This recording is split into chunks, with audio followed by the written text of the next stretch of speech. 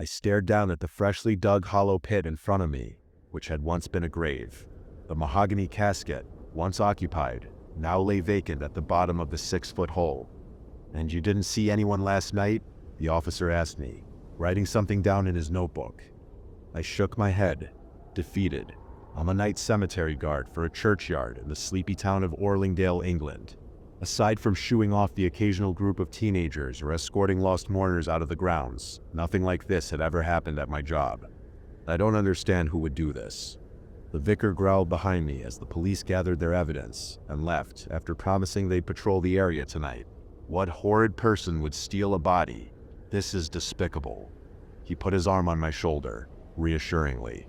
"You won't be working alone tonight," he told me. "I've called Vincent and told him what happened. He's assured me he'll be here tonight to patrol with you." I walked through the tall iron gates of the churchyard to see Vince sat on a bench, an unlit cigarette perched between his lips. He looked up at me and smiled, holding out his open pack of smokes to offer me one. "Weird fucking thing to do, you know?" he muttered, flicking his lighter and raising it to his mouth. "Robbing a grave for a corpse." I nodded in agreement, taking a long drag of my cigarette.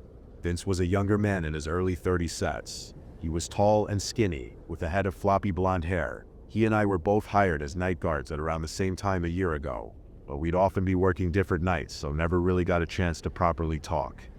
I exhaled a cloud of smoke. "Think they'll come back?" "Nah," Vince replied confidently. "Have to be pretty dumb to return to the scene of the crime the next day." We patrolled the grounds for hours, occasionally splitting up and linking back up to cover more ground. I began to relax as 3 a.m. rolled around, thinking Vince was probably right that they wouldn't come back. We eventually ended up stood on a small hill which overlooked most of the churchyard. The steeple towered in the distance, as if trying to intimidate anyone who entered into its yard. "Are you a religious man?" I asked Vincent, who shrugged. "Nah, not really. Are you?" I shook my head. "Then what the fuck are we doing working here?" Vince laughed loudly, pulling out his pack of cigarettes. "We buried my sister here," he told me, still looking off into the distance. "We lost her in an accident, just before I started working here, actually." I looked at him and nodded understandingly. "It's a big reason I took the job," he continued. "Means every night that I'm not at home, I'm here with her." We smoked in comfortable silence for a while, finishing off our cigarettes and stubbing them out in a nearby bin. "What was her name?" I asked him. Vince looked at me, his warm blue eyes flickering with a momentary vulnerability. "Mamilo," he replied. "Mamilo Blossom Evans. She was only 19 when she died. Family ain't been the same since." "I can imagine," I comforted him.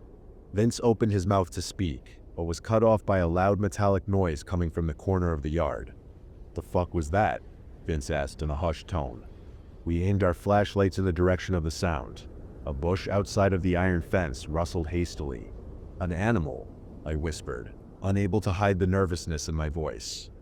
We cautiously walked over to the disturbed shrubbery. "Look," Vince pointed. I followed his hand to see one of the iron bars of the fence hanging limply. "That must be where our grave robber's been getting in," Vince hissed. Our eyes met as the terrible realization hit us like a train. They aren't breaking in. They've just taken something out. We both turned and split up, trying to find the grave which had just been emptied. I pulled out my phone to call the police. When I heard a pained scream, I almost dropped my phone as I sprinted over to Vince, who was on his knees. "Vince," I shouted, as I spotted him on his knees with his head to the floor. As I ran closer, I could hear his muffled sobs. I looked over to the freshly dug hole which sat in front of him. "What happened? Are you hurt?" I whispered as I walked closer to him. That's when I saw the familiar name on the headstone. The police came and went, yet again taking a statement and promising to patrol. "More should be done," I snapped, annoyed. "Why aren't detectives coming to take evidence? Why aren't—" I know, the vicar said softly. "Remember, this is a small town. They're doing what they can for now. Forensics have already been, but we're such an isolated town. We just have to trust they're doing their best." "But what about Vincent?" The old vicar finished my sentence. "I've insisted he go home and have some time off." The vicar stepped closer to me. "He doesn't have any family. His sister was all he had." I can't imagine what he's feeling. We'll be joining you on watch tonight while he's away. The police have searched the perimeter and secured any openings in the fence. Nothing will get in or out without us knowing. Raised voices filled the evening atmosphere as I entered the cold iron gates of the churchyard. You should be at home resting. You've no reason to be here tonight, the vicar said sternly. She was my sister. I want to be here. I need to be here, Vince replied sharply. This isn't helping anyone. Please go home, the vicar told him. I walked up to them and cleared my throat. Ah, thank goodness you're here, the vicar gestured to me. Danson just arrived, and I've told him he should be home resting. Could you? No, I gotta be here to catch this prick. Vince looked at me, his voice slightly breaking. She was my fucking sister, man. A wave of sympathy washed over me as I remembered what the vicar had told me last night. I mean, we could use all the help we can get, I suggested. 3 people is better than 2. Vince turned to look at the vicar, his blue eyes filled with desperation and pleading. The vicar sighed. I'm not trying to be malicious. I'm just thinking about what's best for you. If you really want to stay, I can't force you to go. But I really think it's best if you were at home recovering emotionally. Vince nodded. I'd like to stay. What do you think you're doing? Stop that at once. I shone my flashlight in the direction of the vicar's voice in the distance and began running towards him. The vicar stood on the grass with his phone to his ear. In front of him, a short man dressed in all black stood over a grave which had been partially dug into. The man stood with his hands raised in the air and a shovel at his feet. His facial details were impossible to make out due to the black ski mask over his head. Please, the man pleaded in an accent I couldn't place. Now you just wait there. The police are on their way, the vicar told him sternly. I felt a rush of wind as Vince lunged past me and tackled the man. Just stop it. Now stop it, the old vicar yelled as Vince began throwing punches. The vicar grabbed Vince by the shoulders and attempted to pry him from the man, who had curled himself into a ball to protect himself from the blows. I grabbed Vince's other shoulder, and we managed to pull him off his prey. During the scuffle, Vince had unmasked the grave robber. He looked to be in his 40s stole, with short dark hair and brown eyes. He was sweating heavily. Please, the man begged. What's your name? The vicar wanted to know. Andres, the man responded nervously. Andres Rivera. And what are you doing in my churchyard every night, digging up the deceased? The vicar demanded. Please, Andres repeated. It will kill me. What are you talking about? Andres took a breath, still sitting on the floor with his legs to his chest. It followed me over here. I fled from the Philippines. It followed. Who followed you? The vicar asked, looking confused. It smelled the death on me. Andres continued. I have an illness. Not long left. Andres noticeably shuddered, clutching his legs closer to his chest like a scared toddler. I ran away, but it came after me. It found me. I feed it to keep it away. Please, it will kill me. I don't understand. The vicar spoke up. What's come after you? Andres looked up at him, his eyes wide. Balbo. I beg your pardon? The vicar asked, leaning closer to the terrified Andres. Balbo, Andres repeated, a tremble in his voice. In my hometown in the Philippines, we were told stories as children about the creature that steals corpses and stalks the dying. I thought it was just stories, but then I got ill. I heard it every night on my roof. I smelled its putrid, rotten odor. I saw its evil face at my window waiting for me to die so it can... Andres was abruptly cut off by Vince. This is bullshit, Vince snapped. Why are we listening to this weirdo's bollocks story? He's obviously fucking insane and eating corpses. No, Andres shook his head violently. I only took what was necessary. Yeah, you took my fucking sister. Vince spat, a malicious look in his eyes. There's a lot of empty graves here. I could fill... No, please. I'm sorry. I didn't know. Please don't. I'm sorry. I held my arm up to block Vince, who looked like he wanted to resume his attack on the sniveling Andres. You don't understand what it's like. Andres yelled with a broken voice. I have my final months in fear of this creature. I will not know peace. Now, calm down, the vicar instructed. The police are pulling up now. Vincent, go and unlock the gate. The police? No. No, Andre shouted desperately. I need to feed it. I can't. That's enough now, please, the vicar said assertively. You're clearly unwell. I hope you get the care you need. The three of us stood back and watched Andres be led away in handcuffs, his cries and pleas falling on deaf ears. I woke up feeling a sense of accomplishment. There was a spring in my step as I flicked my bread into the toaster and poured a cup of coffee. I practically skipped to work that day, relieved that this shift will be as uneventful and mind-numbingly boring as it was before. Vince volunteered to work with me tonight, ignoring the vicar's advice to take some time away. The hours practically flew by as we trudged up and down the gravelly paths. And then I smelt it. A putrid smell, as if I'd walked into a tomb of 100 rotting bodies. What the fuck? I choked, covering my nose. Vince shone his flashlight around. What's that smell? I'm gonna puke. He spat, clasping his hand over his mouth. A shadow briefly covered the moon. What was that? I asked, looking up into the crisp night sky for anything out of the ordinary. Up there, Vince pointed to a dark figure balanced on the tiles of the steeple. What the fuck? Who's that? I whispered. It's fucking Andres, Vince snapped. I'm gonna kill him. I don't think Andres could get up there, I said, the nervousness I'd been pushing down escaping into my voice. I don't think anyone could get up there. Vince's face turned from fury to fear as he realized what I was saying. Before either of us could say another word, the figure quickly scaled down the steeple roof with a natural ease no human could manage. As it reached the roof of the church building, it extended its long arms and glided out of sight. I looked at Vince. His face was pale, and his wide eyes remained locked on where the creature had gone. "You need to leave," I whispered, terrified. "Our only way out is past where that thing went." Vince replied, his voice haunting and hollow. I cursed when I remembered the opening in the fence that Andres had used, which had now been sealed off. "I say we run for it," Vince whispered. "Don't look back, just run to the gate." "What, no way," I hissed. "Then what? You want to wait in here with this fucking thing?" Vince hissed back. "Phone the police," I told Vince. "They'll help us." Vance went quiet for a moment, before confessing.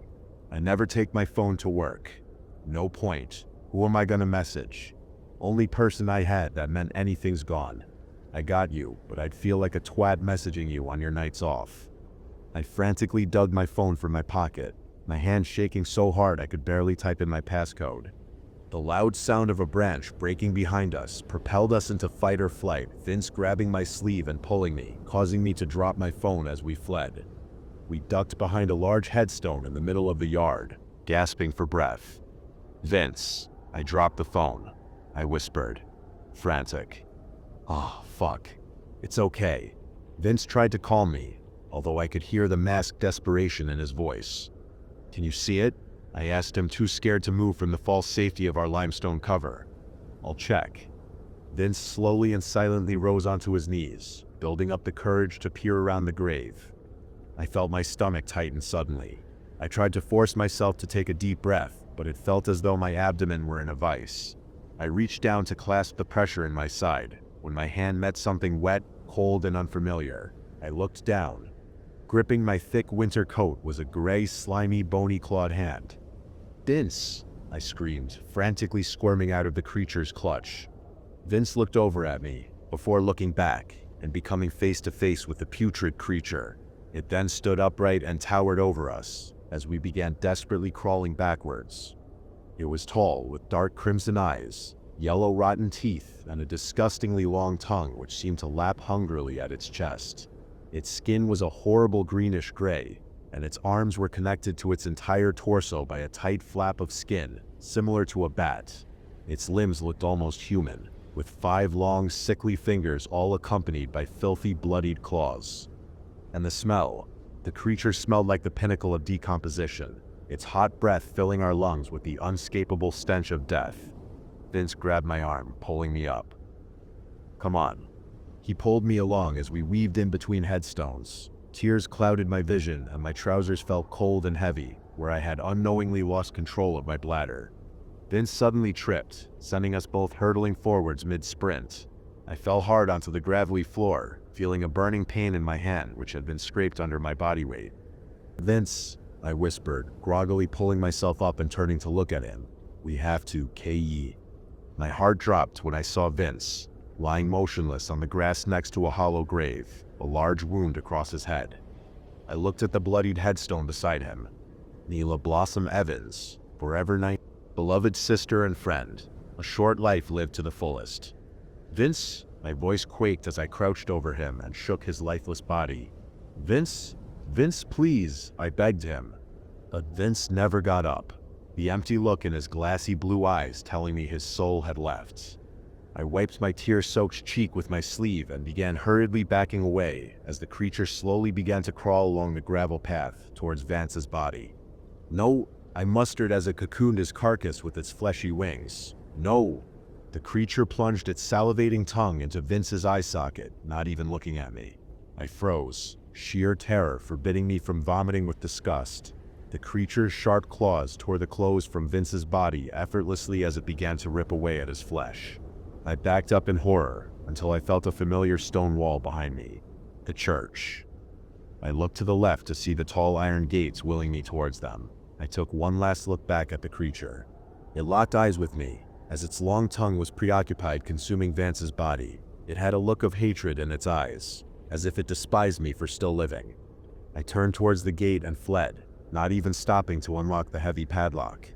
I gripped the iron bars tightly, forcing my foot on top of the bolts of the gate as I clambered up. I threw my leg over and collapsed from the top of the gate, landing hard on my feet, ignoring the pain in my ankles. I desperately sprinted to the closest house I could find, the Vickers. I must have ran for about 20 minutes without stopping, practically kicking the Vickers garden gate off its hinges as I pounded on his door. A face peeked at me from the window, before a startled vicar opened the door in his pajamas. "What's happened? Are you okay?" "What's going on?" he asked, panicked. Everything began spinning as I collapsed into his front door as he tried to catch me. I woke up the next afternoon in a hospital bed. After having myself discharged, I used the hospital phone to call a taxi to the vicar's house. I knocked on his door, less frantic this time. He opened the door in a pair of blue jeans and a relaxed cardigan, looking surprised to see me. "Oh, you're out already. You should have called." "Come in." We sat in his living room, and I told him everything that had happened that night. "Yes, I'm sorry to hear about Vincent. I know he was fond of you. You were a friend to him." The vicar sympathized. "Would you mind sitting with me while I recount all this to the police?" I asked him. "I'm worried I'll forget some of the details I told you." "Oh, I don't think we need to tell them any of that." The vicar shook his head. "Andres was let out on bail last night. Let's just say he came back and did all of this." My mouth fell open. "What do you mean?" I asked him. The vicar shrugged. "Well, I don't think the town needs to hear about this demonic being." The vicar leaned forward in his chair. "Can you imagine what this will do to my church if the members hear a satanic creature taunts the churchyard? It will destroy their faith." My eyes widened. The vicar's expression softened. "Relax," he said calmly. "I'm not making a threat. I'll make a deal. You keep quiet about this, and I'll pay you for helping me." "But what about the—" I began. "The demon? It will lose interest and go elsewhere. Andres said it's following him. Chances are it will go back to where it came from once it has him. It doesn't seem to be able to dig the graves up by itself here." I looked at him, anxious. "I've always been good to you. I gave you and Vincent jobs when nobody else would. The money I'll transfer to you. We'll call it compensation for what you had to go through at my church. Pretend it's money for therapy or whatnot. Then you can finally get yourself a little place in the city, like you've always talked about. All I need is for you to let me do the talking." I gazed out my window, the vibrant life of the city radiating through my apartment. I left my home in Orlingdale that same week, choosing to remain quiet and let the vicar tell the authorities whatever story he could come up with. The vicar sent me a letter last week. It was brief, with no mention of the incident at all. He mentioned Andres had sadly passed away recently. I looked him up online to see if there were any details about him and found a small news article from the town's local paper. It reported that Andres' body was being flown back to his hometown by his family, and nothing more. I stuffed the letter into my desk drawer. having no desire to respond. It's been 3 months since the incident, and nobody's reported seeing the creature since. Maybe it went back to the Philippines with Andres. Maybe it stuck around. Maybe it moved on to a different country altogether. I don't know. I hope I never know.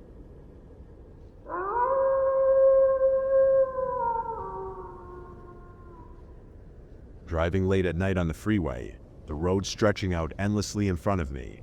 The hum of the tires against the asphalt was the only sound, broken occasionally by the faint rush of passing cars.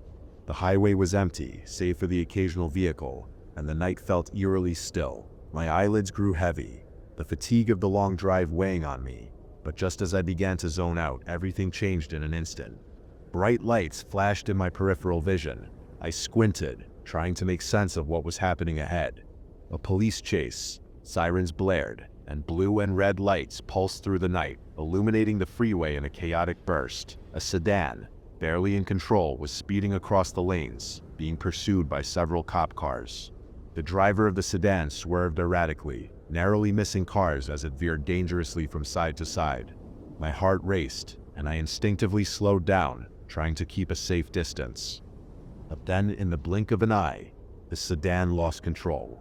It careened across the median, smashing into the barrier before crossing over into the opposite lanes of traffic.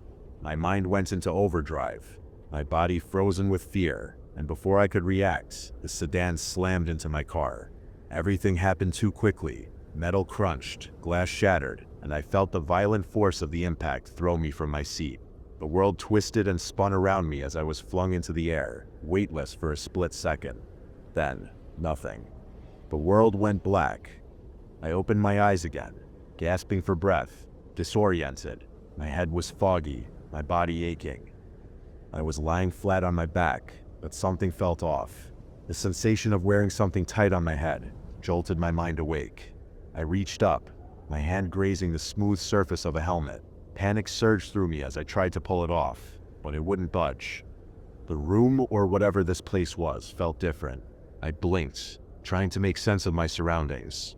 The walls weren't cold or sterile like a hospital room, and there was no sense of claustrophobia.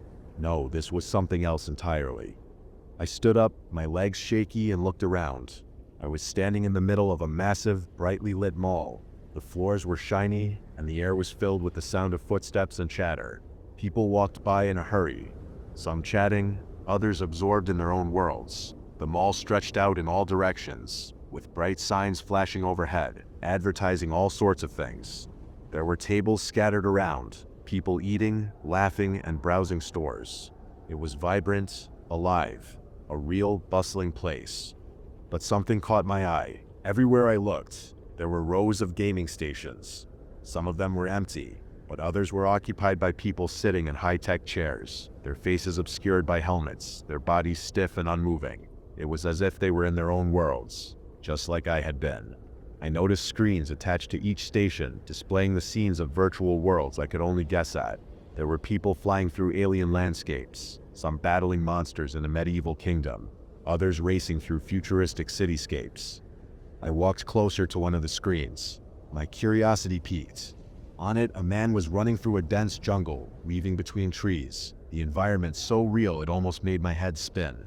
The graphics were so detailed, the sound so immersive, I couldn't tell if it was reality or just another simulation. I moved to another station and glanced at the screen.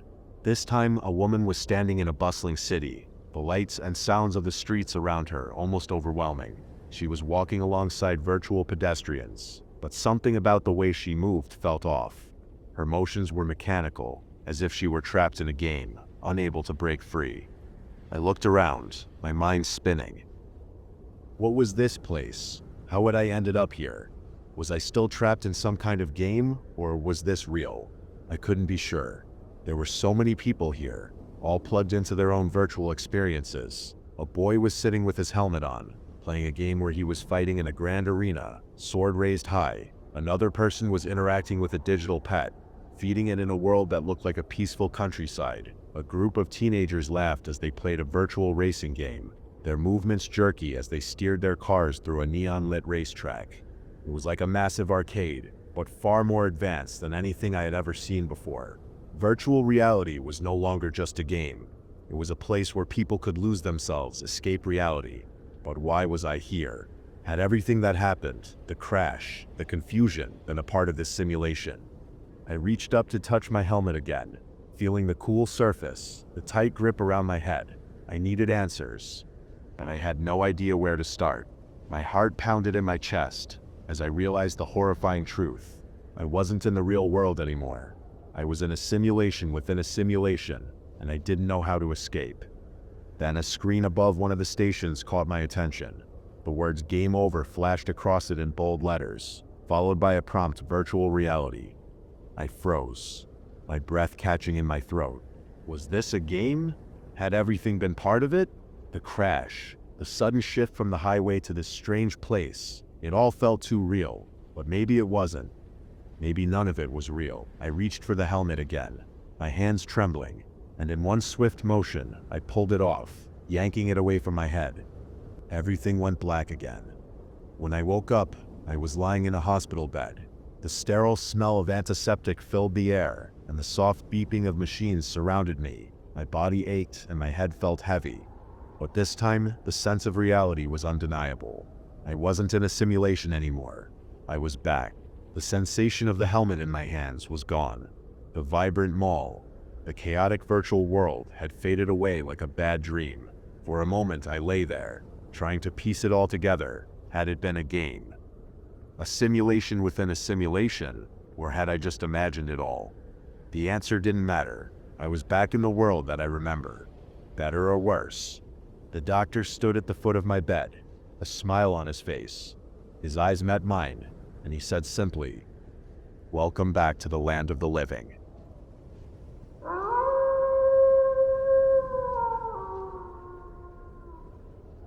This story comes from one of my coworkers, Chris. He moved to Iowa about 3 years ago, and this happened not long after. I'll let him take it from here. Okay, so there was this one thing that happened to me late at night, around 11:30 p.m. or so. I don't remember, driving this road from my work at A&W just outside of town and heading back to where I used to live, a smaller town called Okidane. Now, I never saw much out there. It was quiet, dark, maybe a little creepy, but what country road isn't at night? Most of the time I'm just jamming out to my radio on the 20 minutes or so from work to my house. I rarely see other cars out there, maybe one or two, sometimes a semi, but most of the time it's pretty lonely. If the stars are out, it's actually really beautiful, but when it's cloudy, it's still pretty dark. There are light poles, but there's only one per intersection. The first one meets a highway, and the second one is the corner I turn for home. Not much light between these places. There's been a few times where I dealt with deer, but never got into an accident. Back in Illinois, they're just as much of a problem. But there was something else. For 3 nights in a row, I saw someone just standing at the edge of a ditch, back to the corn and facing the road, completely still. I noticed him, or whatever it was, for the first time one night, between the first intersection and Okidane. The first time I barely noticed as I drove past, and looking back, I don't think he ever moved, even as my bright-ass headlights should have made him at least wince and shield his eyes. But no, he was as still as a statue. My first thought was a scarecrow, like, oh, someone put him there. Never saw him there before. It was mildly creepy, just seeing someone standing in pitch-black darkness. Then the next day when driving to work, he wasn't where I thought he was. Just gone. I didn't think anything of it at that moment until I saw him again in the exact same spot where he was the night before as I drove home. The night was only partly cloudy this time, so when I glanced in the rearview mirror, I saw him again. Same spot, same posture, still facing the road. He didn't turn, didn't move, just stood there like before. I was beginning to feel creeped out. Maybe it was a Halloween decoration, but it was August. And who puts up a scarecrow at night? I don't know, I'm not aware of some Iowa tradition where people put up their scarecrows only in the nighttime, but take them down in the day.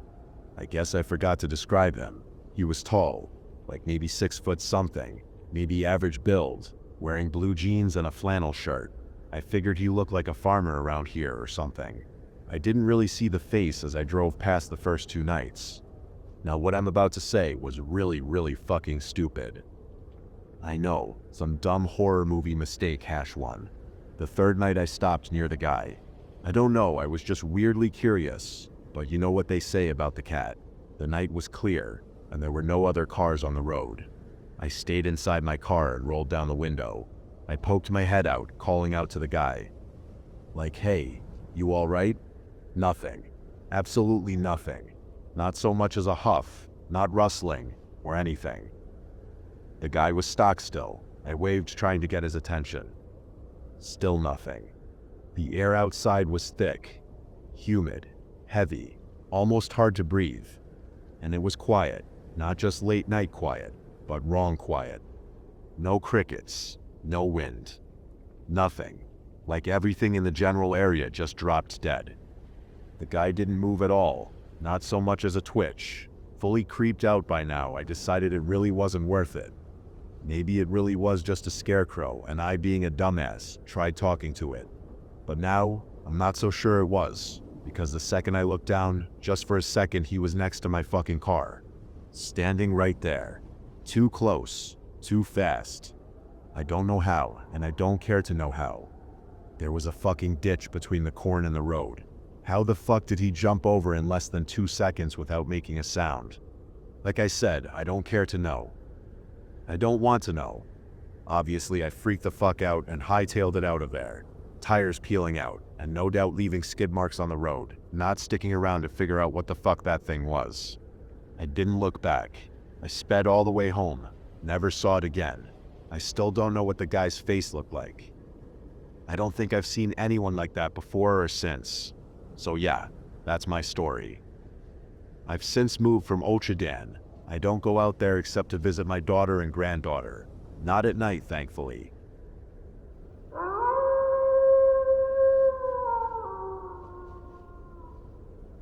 All right, pack your bags, it's time to go. The voice behind me was deep and gruff, but still had a smoothness about it. It startled me, as I believed I was currently home alone, apart from the elderly, Old English sheepdog curled up across the room. I knew the voice was coming from directly behind me, maybe only a foot or two away from my ear. I spun around sharply, not entirely sure what to expect once I did. What I found when I had turned around, though, was definitely not what I anticipated. Standing behind me, looking directly at me, was what could only be described as the Grim Reaper. His long, black, flowing robe hung off his body and drifted around in the air. 2 skeletal feet poked out from underneath the robe, which was swaying in a manner that looked more like it was floating in water. The bright whiteness of his bones directly contrasted the deep black of his cloth wrapping. I saw that he was also holding, in one hand, his trademark scythe that he was holding with long, bony fingers that wrapped around the scythe handle like vines desperately clinging to a pole. What struck me, and definitely frightened me, however, was his face. Well, I say face, but what I really mean is that it was his lack of a face that truly disturbed me. Looking directly at me was a hooded skull. No skin or muscle was attached to the skull. Instead, all there was bone. I knew straight away that he was staring at me. He didn't have any eyes, just empty eye sockets, but I knew that he was somehow looking at me. It took me a second to process what I was staring at, and Death himself must have realized that I looked scared because he acknowledged it in his next sentence. "Whoa, you look like a deer in the headlights of a truck that is delivering venison," he said, a hint of jovial comforting in his voice. "Yeah, you're just not who I expected to see, that's all," I replied. "You know who I am then?" Death asked me in a manner that seemed to imply that I shouldn't know who he was, even though all evidence pointed to the fact that he was the Reaper. "Of course," I responded. "You're Death. I can't believe that we actually depicted you correctly. You look exactly like I thought you would." "Well, I wouldn't say that you depicted me correctly at all.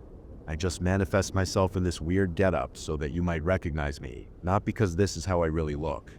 I pondered this thought for a moment, and decided that it made sense. It would have been a truly remarkable guess to accurately depict Death, as it's usually the case that anyone that sees him doesn't survive long enough to draw him. "I think you can guess why I'm here?" Death asked me. He almost seemed sad to be here, talking to me, but he also spoke with a calm professionalism that hinted at the fact he had been in this situation before. "I mean, I can guess why you are," I answered. "But why me, and why now? I'm not ready to go. Not many people are, but it would really make my job easier if you just follow me without a fuss. People that make a fuss often find that their ending is a lot messier. Death finished his sentence, and then gave me a look that seemed to beg me to just come quietly, as he couldn't be bothered with a Messie's death today. I don't exactly know how he gave me this look, him being a skeleton and all, but somehow he conveyed this look with just his bone structure. I'll come quietly, I promised Death. But first, I have a question or two. Death sighed. Of course you do. What happens if I did refuse to come with you? I asked, secretly hoping that there would be a way to get out of my sticky situation. I told you, Death replied, sounding slightly annoyed. It will get messy. You might even end up featuring on one of those unsolved mystery crime shows, and I'm sure you don't want that. He was right. I didn't want that. I wanted a peaceful death that didn't leave my beautiful wife and 2 kids wondering what happened to me. How will I die if I do come with you then? I asked, scared of what his response would be. Beyazlik, Death replied, rather nonchalantly. Oh, so peaceful then. Of course, I know you're a decent man. Don't want you to have a terrible end. So what happens when I come with you? I mean, what's after this? I asked Death, hoping he would be able to answer, and hope that the answer would provide me with some comfort. You will just have to find out for yourself, won't you? I don't want to spoil anything for you. I know how much people hate spoilers. Why do I have to go? Can't I just stay in this world, even as a ghost or something? Well, you see, there is a slight problem in that department. Like your world, the spirit world is facing a similar problem, overpopulation. The spirit world is full. We went a bit overboard with the whole ghost thing in Victorian times, and now there are no spots left. The old bastards refuse to move on as well, so unfortunately you have no choice but to move into the next plane of existence. I see, so this is it then. The end of the line for me? I'm just gonna cease to exist? I asked Death, knowing full well that this was exactly the case. Yep, now we really must get going. I'll be late for my next appointment. Appointment? So is death not random? Is it already booked in? I asked. I always thought that death was a random occurrence, and not something that was planned out in advance, but it seemed that death ran on a schedule. It's determined the day you are born. On that day your name appears in my diary, and that day is set in stone. There is no changing it. That day is the day you die, no ifs or buts about it. So I was always meant to die today. It appears that way, yes. I know it's a bummer, but you will get used to it. I couldn't believe that I had been destined to depart the world on this day. I had always been meant to die at this very moment. I wish someone had let me know this fairly important piece of information. Maybe some sort of reminder on my phone or something. Just something that said, oh hey, you're going to die in a week. But no, it creeps up on you, and before you know it, your day has come and you're not ready to go. I wasn't packed or anything. Can I ask one more question? I asked Death, desperately hoping that he would allow me to ask this one final inquiry. I saw him lift up one arm, slightly pull back his sleeve to reveal a small wristwatch that sat around his right wrist. He quickly checked the time on his watch, made a quick mental calculation, then answered. Go on, but you better make it quick, Death said, with a hint of annoyance in his voice. My wife and kids, when do they die? Do they still live on for a while? You are testing my patience, but okay, I will check for you. Death reached one skeletal hand into the inside of his black tattery robe and pulled out one of the thickest books I had ever seen. The pages appeared to be endless, and on the front cover, I saw the word Diaries. Death flicked through the pages, quickly scanning each one before turning to the next one. It took maybe a minute before he settled on a page. He used one bony finger to quickly find what he was looking for. He soon found it, and his finger stood still, pointing at one name. Let's see. Your wife. She lives until 93. It says here passes away surrounded by both kids and her grandchildren. When the words grandchildren exited Death's mouth, I felt an internal struggle between sadness and joy. Sadness presented the case that I wouldn't be alive to ever meet my own grandchildren. Joy rebutted this argument by claiming that I should be pleased I have grandchildren, and that my wife would get to enjoy them. In the end, joy won the debate, and I felt a smile come over my face. I'm sorry to be the one that has to do this, but it's time to go now. Death broke the silence that followed after he mentioned my grandchildren. I wasn't ready to go. Far from it, but I knew that it was time. I just had one thing I wanted to do first. I motioned towards my dog, who had somehow slept through this entire ordeal. Death gave me a slight nod, which I took to mean that I had permission to say goodbye. I walked over to the large ball of fluff that I call my dog. I bent down and gave her a slight pat on her head. She stirred awake when I placed my hand on her. She looked up into my eyes, and at that moment, I knew they would be the last pair of eyes that I would ever see. I looked down into her eyes and began to speak to her. "You've been a good girl. Now it's time for me to move on. You look after the family now. They are going to need you. You make sure you are there for them. Just continue to be a good girl, and everything will be all right. Goodbye." I know she couldn't understand me, her being a dog and all, but it felt good to say goodbye to someone. I gave her one final pat on the head, then a slight scratch under her chin. She has always liked that. I then led her to the back door and ushered her outside. I then walked back over to Death, who was slightly leaning on his scythe. I told him that I was ready to go, but asked him for one final favor. "Can I leave a note for my wife? Can I leave it with you and you deliver it to her when you visit her?" "Oh, go on then. I'm already running late, so another minute or two won't hurt. I guess Mr. Stirth will get to enjoy an extra few minutes of life." Death reached into his robe once more, this time producing a small piece of paper and a pen. I took it off of him and began to write. Once I had finished writing, I handed the pen and the note back to Death, who quickly stuffed it back into his robe.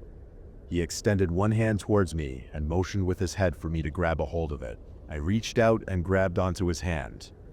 It was hard, but also, because of the bone, kind of jagged. I squeezed tight onto his hand. He slightly squeezed mine. I felt the strength of his grip and the firmness of his bones. I could tell that he was definitely someone that enjoyed his milk. I looked up at Death, who was staring forwards. It was time to go. I wasn't entirely ready to go, but nevertheless, it was still time. In front of me, I saw a small light. In unison, me and Death took a step towards it. Then another. With each step, the light grew bigger and encompassed more of my vision. Soon, all I could see was this bright light, and all I could do now was continue to walk into it. I didn't want to walk into it, but I felt drawn to it, compelled by it, like a moth who was afraid of light. It scared me, but I had no choice but to go towards it. The last thought that entered my head before stepping through into the light was the letter that I was leaving for my wife. I read the entire letter in my mind before taking the final step. It's been a while. I hope you have had a long and fulfilling life, filled with laughter and joy and beautiful memories. Grandchildren. Hey, how amazing is that? I bet they're cute, and I bet they love their grandma. I wish to see you again, and once you read this note, I guess I will see you soon after. Don't be afraid. Death is a nice guy. He will help guide you to me. I love you and trust me. I didn't want to leave you. Peace. Tell Death I say hello.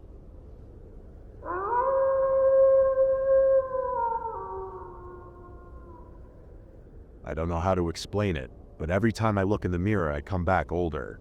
Hi, I am Eva. I am a 19-year-old college student who moved to New York from Chicago to attend college. I come from a middle-class family and was therefore only able to rent a very small apartment near the college premises. The first few days of college were amazing. I met a lot of new people, went out late at night, and just enjoyed my life. But one thing that was bugging me was the emptiness of my apartment. It was just a mattress on the floor, a very small kitchen on the side that had only essentials, and a small bathroom. Since I didn't have a lot of money for furniture, I decided to go thrift shopping with my new best friend Katie. I met her on the first day of college. She was a sweetheart who lived in the college dorms. We became friends easily, and she told me that she wanted to help me on my search for furniture. We met on Sunday at my apartment and went to several thrift shops. I bought a lot of things as they were cheap and within my budget: a beanbag, a bed base and bed frame, a small bookshelf, and some kitchen utilities. But there was still something I was looking for: a full-body mirror. We went to different shops, but I couldn't find a nice one, and it was already nighttime, so we decided to end our search and come back another day. We were heading back to my apartment when I saw an old man sitting on the footpath with a mirror by his side. It was a full-body mirror with beautiful golden borders, shining in the darkness of the night. It looked as if it had been embedded with emeralds and sapphires. At that instant, I knew I wanted it. but I didn't know that it would become my worst nightmare. I walked toward him, with Katie following behind. I leaned in a little and asked him if he would sell the mirror to me. After hearing this, he started laughing, saying, "I am free," again and again. Then he looked at me, handed me the mirror, and disappeared into the depths of the alley. I looked at the mirror and told Katie that I was keeping it. She looked at it with concern and said it didn't seem like a good idea, but I shrugged her off and said, "Look how pretty it is," before keeping it. She finally agreed, and we went back to my apartment. After reaching my apartment, I waved her goodbye, and she went on her way. I took all the furniture inside and started arranging it. At last, I saw the mirror. When I looked at it, it felt as if it had trapped my eyes, forcing me to keep staring. But suddenly, Katie called. The ringing of my phone shook me out of my trance. She asked whether I had organized everything, and I told her, yeah, just the mirrors left. We talked for a while, then told each other goodnight. I found a spot for the mirror and went to sleep. The next morning, I woke up at 9 a.m., got ready for college, and before heading out, I decided to look at myself in the mirror. Again, it felt as if my soul got trapped in the reflection, keeping me locked in place. I kept staring at myself, unable to move. It was only when my phone vibrated in my pocket from a text that I finally shifted my gaze from the mirror. I looked at the message. It was from Katie, asking where I was. All our classes for the day had already ended. That was when I looked at the time and saw that it was 3 p.m. I couldn't believe myself. I had been staring at my reflection for hours. What had gotten into me? I didn't want to stress Katie, so I lied and told her I had a little cold. She messaged me to get well soon and asked if she could help in any way, but I told her not to worry.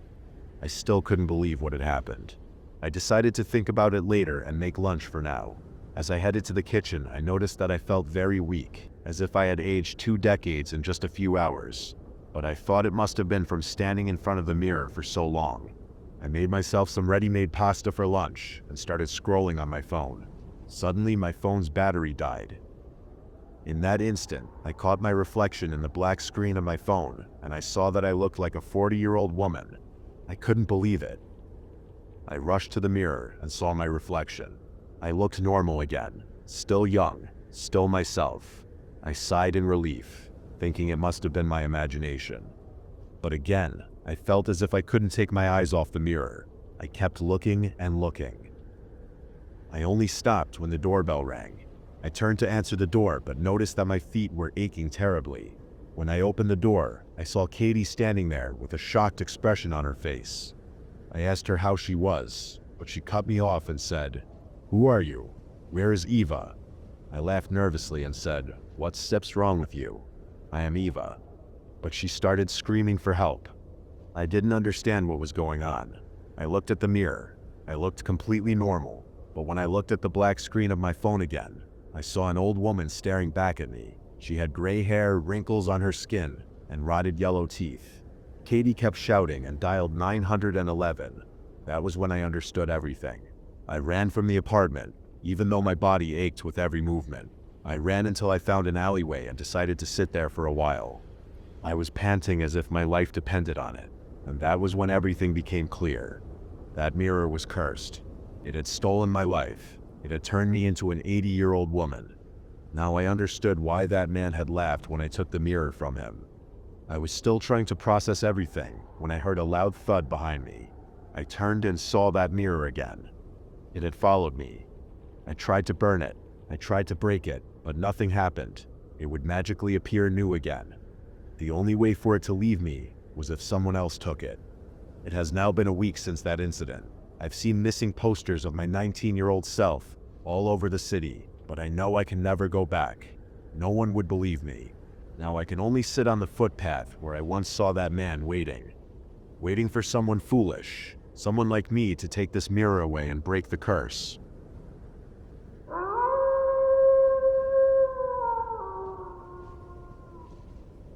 Hey there, me again. I found that I enjoy sharing my stories of the old days while I'm on the run, so here's another one. I hunt for the Vegetable Man of West Virginia. While the original sighting was in Fairmont, Virginia, sightings have slowly migrated to the small town of Nixjack, Virginia. A small town of only a couple hundred, was where my hunt for possibly the strangest cryptid took place. 2007, Niestecht, Virginia. 3 people were found over the course of a week with their blood drained, and their insides replaced with various vegetables. Multiple calls were made to the FBI from other towns on Nixtech's behalf, scared the killer was going to move into a bigger city. But all they would say is that someone from another agency was inbound. That agent was me. I arrived in Nixtech, Virginia at around 10 p.m. and was immediately noticed by locals who could probably recognize an out-of-town car from a mile away. I stopped to get gas and was approached by an older man. "Excuse me, boy, you from the government?" "Yes, sir. How may I help you?" "Well, it's not so much what you can do for me, but I just wanted to do something for you." He paused. "See, people around here are scared, you see, and we don't take too kindly to people coming down here to take away our own, you know?" Now I was confused. "I thought you guys called the FBI, though?" "Well, that choice was made for us by the sheriffs of other towns. They aren't from around here, so they don't know how we do things around here." He was staring deep into my eyes, almost as if he was trying to communicate telepathically, telling me to go back home. I wouldn't be scared off by this old man. However, not after what I had faced down in my past. "Sorry, sir, but I have a job to do, though I can promise you I'm not here to arrest any of your own." "Well then, better get on with it," he said, looking relieved. I headed further into the town, wondering how to hunt for a vegetable man. I began my search at the first victim's family's house. They were less than cooperative, also thinking that my presence was an attack on their town's ability to handle themselves. I tried explaining that I wasn't there to undermine their town's police, and that I just wanted to help. I don't think they believed me. Same for the other victims' families. No one wanted outside help. No one wanted to trust the government man. Not that I blamed them. I didn't even have a badge to present to them when asked. So I was back where I started, in the middle of nowhere. I figured that the vegetable man would probably be in the vegetable patches, so I set up a camp for the night, with an old technique I had learned over the years. Cryptids can't tell the difference between meats, and that's all humans are to them, is meat. So if you stuff a flesh-colored mannequin with meat, they can't tell the difference. So I set up my mannequin, which I named Randy, and put him in a tent, hopped in a tree, and waited. 2 weeks, and nothing. The town was close to cutting off my meat supply, and murders were still happening. I had set up multiple Randys all around various farms with cameras supplied by the agency, and they all caught nothing. Meanwhile, I was patrolling the town at night, walking the streets, listening for any sort of sound. I had cameras set up in town, but they also caught nothing. So now I was really screwed. I put a request in for hunting dogs, which was denied, as well as a request for an extra agent or 2. So I was on my own, with less than nothing. I was running with less than 3 hours of sleep a day, and now I had a mess to clean up. I cleaned up all of my Randys, which I should have known wouldn't work, because they don't have enough blood. I kept the cameras up, though they continued to catch nothing. Feeling defeated, I tried talking to the latest victim's family. They actually reached out to me, which shocked me. "Hello, Mr. and Mrs. Jezik, you wanted to talk?" "Yes, we have some information that we think you may find useful." "Oh? Whatever you do, you can't look in the basement for it," Mr. Jezik stated, looking down at his feet. "What?" I asked, confused. Then they stood up and walked upstairs, leaving me alone and confused in their living room. I found the way to the basement pretty easily. What I saw amazed me. First, there was a stairway that looked like it went for a mile, and then there was the bunker-style basement with what must have been around 100 shelves, all filled with boxes of files. What I thought were the couple's tax files and financials were actually government files. Some actually looked like they were from my agency, some looked like they were CIA, and no redactions to be seen. This was a treasure trove of information. Sadly, I didn't have the time to look through all of these. I did have to skim through multiple files about possible CIA-operated terrorist attacks, similar to what they were planning with Cuba. I won't say which one was an inside job, but jet fuel doesn't melt steel beams. There were records about coups d'etats in multiple countries, possible coups against our own presidents, and cryptids. Cryptids used in experiments, people trying to train cryptids, and use them in substitute of US soldiers. My own agency was using cryptids in military operations. So why did they switch to killing them? Did they give up on taming men? Pragmatically, it made sense to try to train them to take out our enemies. But realistically, cryptids are vicious killers, incapable of coexisting, let alone working with humans. That here they were, pictures upon pictures of professor types, standing next to long, slender, faceless figures, among other cryptids. And I'm so confused.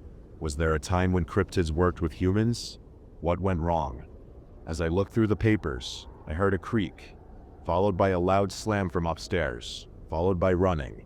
I readied my pistol, as it was all I had since I decided to come to the local's house, mostly unarmed. I twisted my way through the rows and rows of metal shelves. When the lights went out, I heard what sounded like little plaps against the stone floor. Too light to be a human, the vegetable man was in the room with me. I swerved around the multitude of shelving units, trying to see my opponent, but eventually I stopped hearing the sounds its feet made on the floor. Then something grabbed me from behind, arms around my neck, which I stabbed with a knife from my boot. Instead of blood, a liquid, almost clear in color, though dyed slightly pink, squirted out from the wound, spraying all over the documents. Tomato juice. I turned to see what grabbed me, hoping for it to be the vegetable man. But what I saw instead was the second victim. Growths of farm plants sprouting out from his body. Wheat grew where there was once hair, a pumpkin gut. Tomatoes spring from his neck like overgrown zits. His skin was the cream color of a gourd, and hard like one too. He was mumbling words incomprehensible for the most part. However, every couple of seconds, "Kill me" could be heard. I obliged. After collecting myself, I took a sample of the juice for the lab back home. I headed back upstairs, set cameras up in the Jesic's home in case they came back, and headed into an eerily quiet town. Though I couldn't see it, I felt the denizens of the town staring me down. I wasn't supposed to come out of that basement alive, but now I had another mystery to deal with. Why was the second victim sent to kill me in the most recent victim's family's house, and who sent him? As I was walking down the street, I saw a big light off in the distance of the dark night sky. I had been in the basement for longer than I thought. I cautiously made my way towards the source of the light and heard chanting, crying, and screaming. I hid behind a corner and watched as I saw the locals gathered around a massive bonfire, dancing around it. At the center of it all, the vegetable man sat upon a threaded throne of wheat. The green man smiled as his subjects danced to appease him, crying for him to choose them to be his next victim. I took a video and tried sending it, requesting for backup. No service. Shit. I headed back to my camp, arming up. Again I heard a sound from behind me, turned around, and saw 3 people behind me. One was high school age, and the others were definitely younger, around 10 or so. "Hello?" I said, wondering if these were enemies. They didn't know if I would kill kids. They also didn't know that I would. "Hey, you're the government guy, right?" "Yeah," I stated. "If you're here to kill me, you're far from well armed. We need your help. Our parents sent us to you. They don't know what's going on, but they want to play along so that we could get away." "All right, hold out your hands." They did, and I made cuts on each of their palms. They didn't protest, which made me wonder just what they'd seen to have to agree to this such as they did. They all bled blood, so they were cleared of being victims. What bothered me, however, was how this altered my plan. There were plenty of people in my line of work that would shoot the kids and kill the cultists, but I was only half of those men. I had to keep these kids safe, but how? I formulated a plan while I fed the malnourished children, who said that they'd only had vegetables to eat for the past couple of months. The children were from 2 separate families, with both having been moved to the town at the same time, after having a long career in government work. For a small child and a high schooler, they knew a lot of their situation. I was able to glean that the vegetable man had them eat only veggies as a form of worship. They told me about the first day they met the vegetable man. 3 months ago, a knock at the door, almost impatient. "Hello, hello," a jovial voice called from behind the entranceway. "Welcoming committee." Addie's parents looked at each other, and then at Ryan and Lily's parents, who were visiting along with their children. "Well, are you gonna open up?"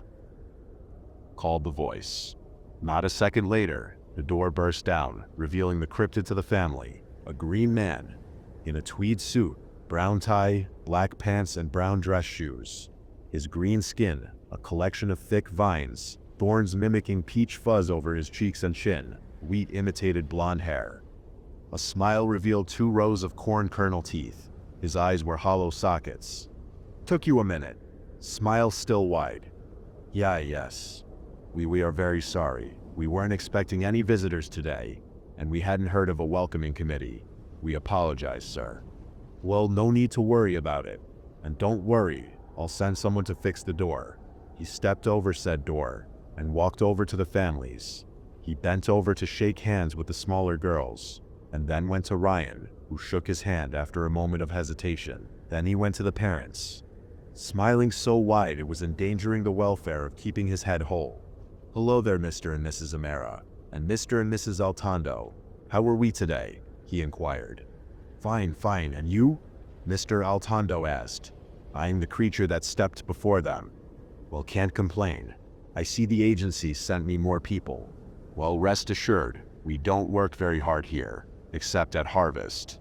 "Of course," Mr. Altando said, looking to his compatriot parents who also joined in the affirmative. Here, I broke into their story. "What's harvest?" I asked, not sure what fresh hell I was stepping into. I hadn't been briefed on that. "It's when the seeds Mr. Man sowed in the field all rise up. He says they will spread all over the country, spreading the word." Great. So now I had to deal with a countrywide invasion, with my only reinforcements being 3 school children. Yay. The agency had been giving me more and more dangerous missions as of late, but this definitely tops anything that I tackled so far. "Are there any weaknesses that you know of?" They of course didn't. "I don't really know why," I asked. Call it wishful thinking. I had some weed killer given to me by the agency, but nowhere near enough for the seeds, if they were to grow to big enough numbers to spread over the country. The seeds can only sprout if the vegetable man is alive. "I don't know if that helps," Ryan said meekly. In fact, it did. Now all I needed was to take out the leader, and the invasion is over. That was huge.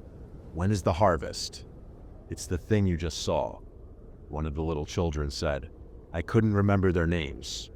I dropped them off at my camp that was the furthest away from town and gave them each a gun. Was it a good idea? Maybe not, but it was better than nothing. I snuck back to the bonfire and saw the main man himself, sat atop his throne of hay bales, in the same outfit that was described to me by Ryan, smiling his corn kernel smile, the vegetable man. I climbed the nearest tree to get a good vantage point. I had a magazine of special hollow point bullets, filled with the weed killer in a powder. I took my shot and hit dead center of the forehead. A gaping hole formed where I hit, and then it patched itself back up. Another shot to the chest. Another shot. Right in the shoulder. More shots, all repaired instantly. God damn it. The cultists turned and stared at me. Some shocked, some angry, some desperate. I stared at the spectrum of emotions, and they stared back at me. And so did the vegetable man. "Well, turns out you didn't die in the basement. You are very resourceful." He was taunting me. "Now go." I froze. What did he mean? Go. "You may leave us now. Go back to the agency and report a success in their old project." I stepped out into the open now, needing answers. "What project?" I demanded. "Operation Seed Spread," he said simply. No further explanation was to be given. I asked if I could bring the children with me. I was denied. I headed back to the agency to report my failure. They were very casual through all of it, not treating it like a big deal, even when I talked about the harvest. They said that the vegetable man still thought he was working for the agency, so he wouldn't hurt anyone that followed him. Operation Seed Spread was apparently a government operation to suppress government dissent, using the vegetable man as a puppet for the president. People would follow the vegetable man, who followed the president, thus a united nation. That plan was carried out by a scientist on the side, who was then fired, because that was stupid. I spent years trying to look for the kids that I had to abandon, looking for the vegetable man, killing his followers, because as long as they were alive, eating the vegetables he produced, he lived inside of all of them. I'll never forget when I found the original tree that the vegetable man was born from. I'd burned that thing down 1,000 times before I was sure his influence would never return to this world. I did find the kids, but they were a little more grown when I next saw them. I had to kill them too. There it is, my worst performance on the job. I denied the pay. I couldn't take it after I failed those people, those kids. Bye for now.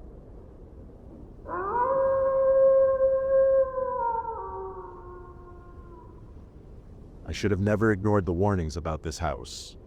Hi, I am Matt, a 28-year-old single father to my son Ethan, who is 8 years old. He was an unplanned child, and because of this, his mother gave him to me and left our lives. From then on, I have tried to be the best father I could be for Ethan. I work as a waiter in a restaurant for minimum wage, which makes it extremely difficult for me to earn enough money for both of us. We lived in a rented house, but day by day our landlord made it impossible to live peacefully. He would increase the rent without notice and blame me for damages in the house, even though they were there before we moved in. So when I heard that a house was for sale at a very cheap price, I knew it was our ticket out of this hellhole, but I couldn't have been more wrong. When I went to check the house with the dealer, the neighbors were all whispering, and even the dealer looked nervous. I asked him if there was any problem with the house, and he told me that the last person who lived there had been arrested for some serious crimes. I didn't inquire further and said, "Who cares about the previous owner?" I sealed the deal and bought the house. The first few days were nice. Ethan got his own room and was overjoyed. But one thing I noticed was that whenever I tried to talk to my neighbors, they would rush into their homes, making up excuses to avoid conversation. I brushed it off as them just being rude. The dealer had told me something extremely serious while selling the house. He warned me that there was a basement, but I should never go there, nor should my son. His face looked extremely serious, so I obeyed him without asking questions. I told my son never to go into the basement. I saw rebellion on his face, but he promised me he wouldn't go there. Then came the day. It was a Saturday night, and the restaurant was extremely busy. I told my son that it would take me some time to get home, and that he should eat dinner without me and go to sleep. I returned home from my shift, exhausted. I went into his room and saw that he wasn't there. Panic rushed over me as I started screaming his name and searching throughout the house. That's when I saw him coming up from the basement. He looked at me with a devilish smile and blank eyes and told me there was nothing in the basement. I knew something was wrong just by looking at his face, but I didn't push it. I simply told him to go to his room and sleep. I was not in the mood to eat. I went to my room and plummeted onto my bed. I couldn't shake his expression from my mind.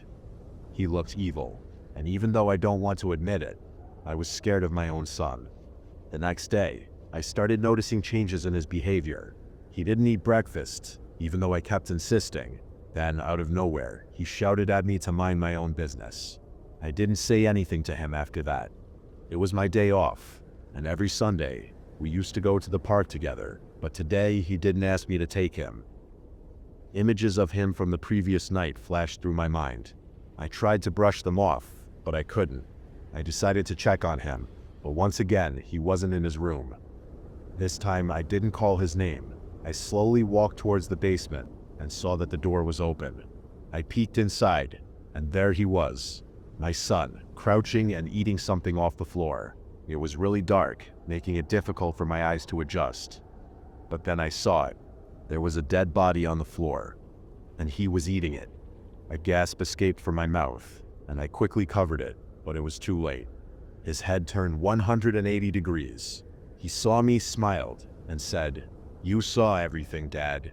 You must go now." He screamed in anger and leapt towards me.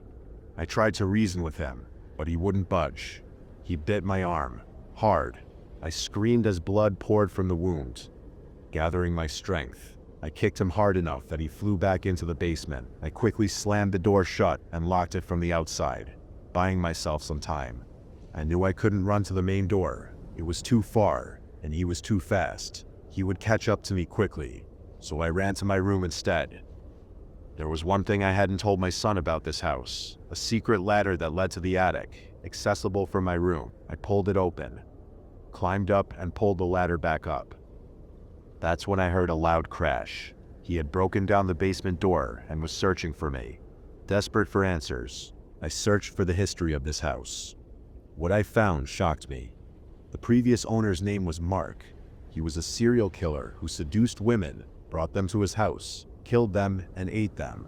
One woman managed to escape and reported him to the police. They came and arrested him. But as they were taking him to the car, he ran back into the basement and killed himself with a knife. Now, I am certain Mark has possessed my son. I know I can't hide here much longer. This was his house. He knows about the attic, so now I am here, typing this post, begging for help. I can't call anyone. The noise would give away my position. Someone please save me before he finds me.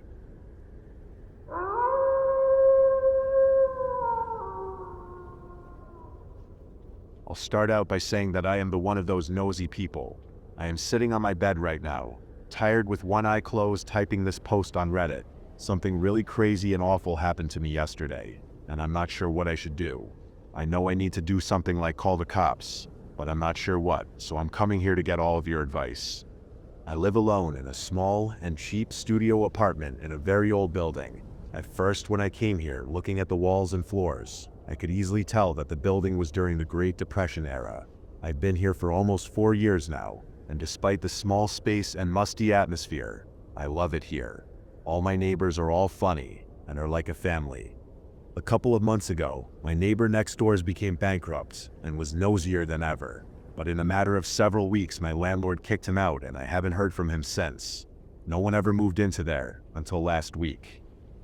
Someone moved in next door to me.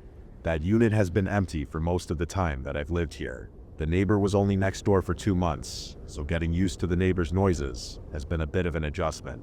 My neighbor was really loud sometimes, but definitely not as much as the one before him.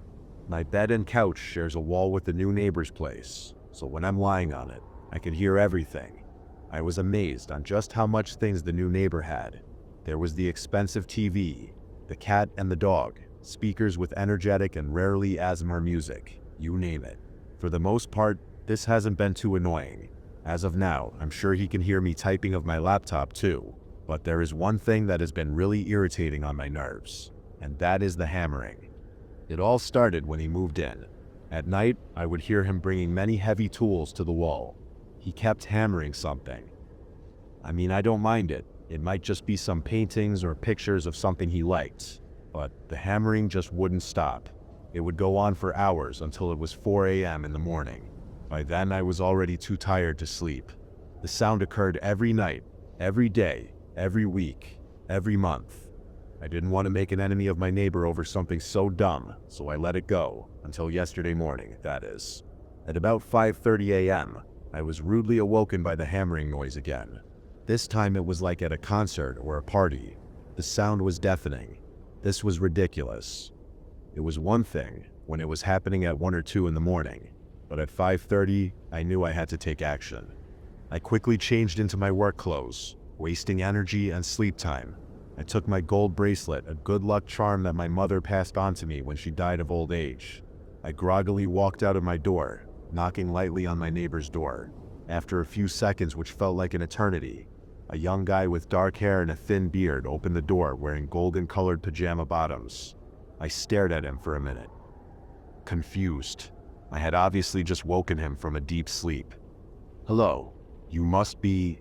I don't want my name to be found out," he said. "Yeah," I replied. I decided to ask him about the noise anyway. "I'm sorry to bother you," I said, "but have you been doing some hammering? I live next door, and it's keeping me awake. Not being offensive here. It is happening like every damn day." "Hammering," he replied. "No, I thought that was you. I thought you were putting some furniture things or paintings on the wall." "I've been asleep all night," I replied with a confused look. "Well, okay then. Have a great day, sir." He closed the door, and I walked slowly but fast enough to almost trip. I was wondering all the possibilities. He must have lied. I never hammered anything in my life. I opened my door and sat on my bed, putting my ear right next to the wall. It was eerily quiet. Then I heard it. Bang, bang, bang, bang. This time it was quieter, and seemed like it came from the unit below. I asked myself, hey, I already got out of my sleep, so I should ask the guy who lives under my apartment unit about it. So there goes another minute, wasted from walking down the stairs. The light just outside of the door was dimly light. Weird, I thought. I didn't hear the hammering anymore, but the door was slightly ajar. I knocked on the door, and introduced myself. No response. I knocked again and accidentally opened the door a bit. As I peered in, there was no one. The apartment was empty. Just a bed, a chair, and a ladder. I could see what the occupant had been hammering. The ceiling was covered in pictures from wall to wall. It was pictures of the old neighbor as mentioned in the beginning of the story. Creepy, I thought. It was as if the person who took the pictures was stalking him. I walked more and entered what seemed to be another room. I looked up and I was completely horrified. It was hard to explain what I saw, but I could see the old neighbor's head hammered into the ceiling with dried blood on it. Many of his organs and other things, I do not study the human body, so I cannot describe them specifically, hanging from the ceiling. I felt like I was going to puke. But there was a letter on the middle of the table right below the head. I gathered the courage and grabbed the letter and ran out, closing the door and going up the stairs. As I got closer to my door, I saw another letter on the mat. I grabbed it and ran into my room, locking the doors as I went. I jumped onto my bed, not daring to read the letters.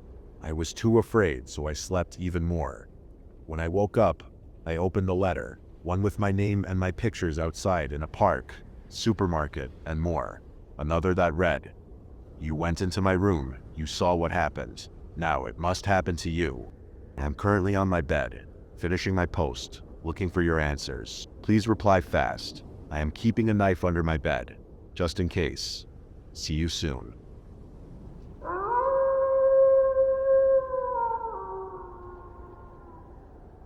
I realized there was a ghost in my window after my ex moved out.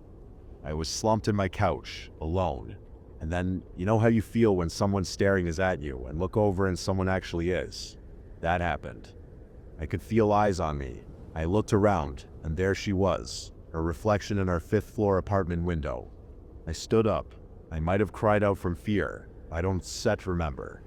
I went over to the window, which looked over a narrow alley and snowy roofs. Our apartment building was in a street, mostly with townhouses. Anyway, the face in the window didn't budge or blink, just stared. I stared back. I couldn't tell if the face was outside the window or in the window, if that makes sense. On impulse, pushing the limp curtains fully aside, I opened the window. Wind howled in from the street-lit darkness. I quickly pulled the window close again. Her face glimmered back into the glass, backlit from the streetlight. And then I noticed, I'm not a noticing sort, but I noticed her hair. It was all done up fancy, and there were lights, sparkles, like jewels in her hair, a trail of elaborate sparkles running from the tops of her ears towards the back. And then as I stared and she stared back, tears running down her pale cheeks, it clicked. She was a bride. She was done up similar to girls at their weddings. We had been to a wedding a few months back, and I remember the hair and the sparkling jewels curving around the bride's forehead. Pretty. The girl opened her mouth, and I remembered my living room was haunted. I reached my hand to the window. She also raised her hand, and through the ice touch of the glass, I felt her fingers, warm and reassuring. The warmth of her fingers was the first thing that ignited actual fear in me. It blazed in me as my eyes stretched wide open, and the blaze burned my fog of heartbreak and confusion and made me see clearly. The girl in the window wasn't my ex, a silly fancy in my mind. In fact, looked nothing like her, but a supernatural sad bridal creature haunting me. I snatched my hand away and leapt back.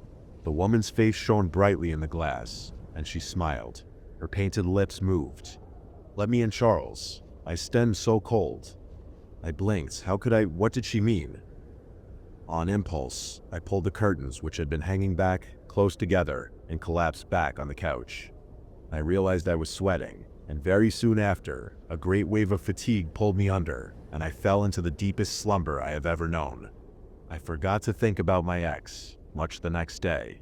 Occasionally, the bride's face in the window swam into my mind. I didn't feel much fear anymore, and towards the end of the day, I found myself wondering if she would still be there. She was. We stared at each other. Our fingers touched through the glass. "Let me in," her words glided into my brain. "I can help you. I know how you feel." My brain jerked. I snatched my fingers away and let the curtains fall. How could she know how I felt?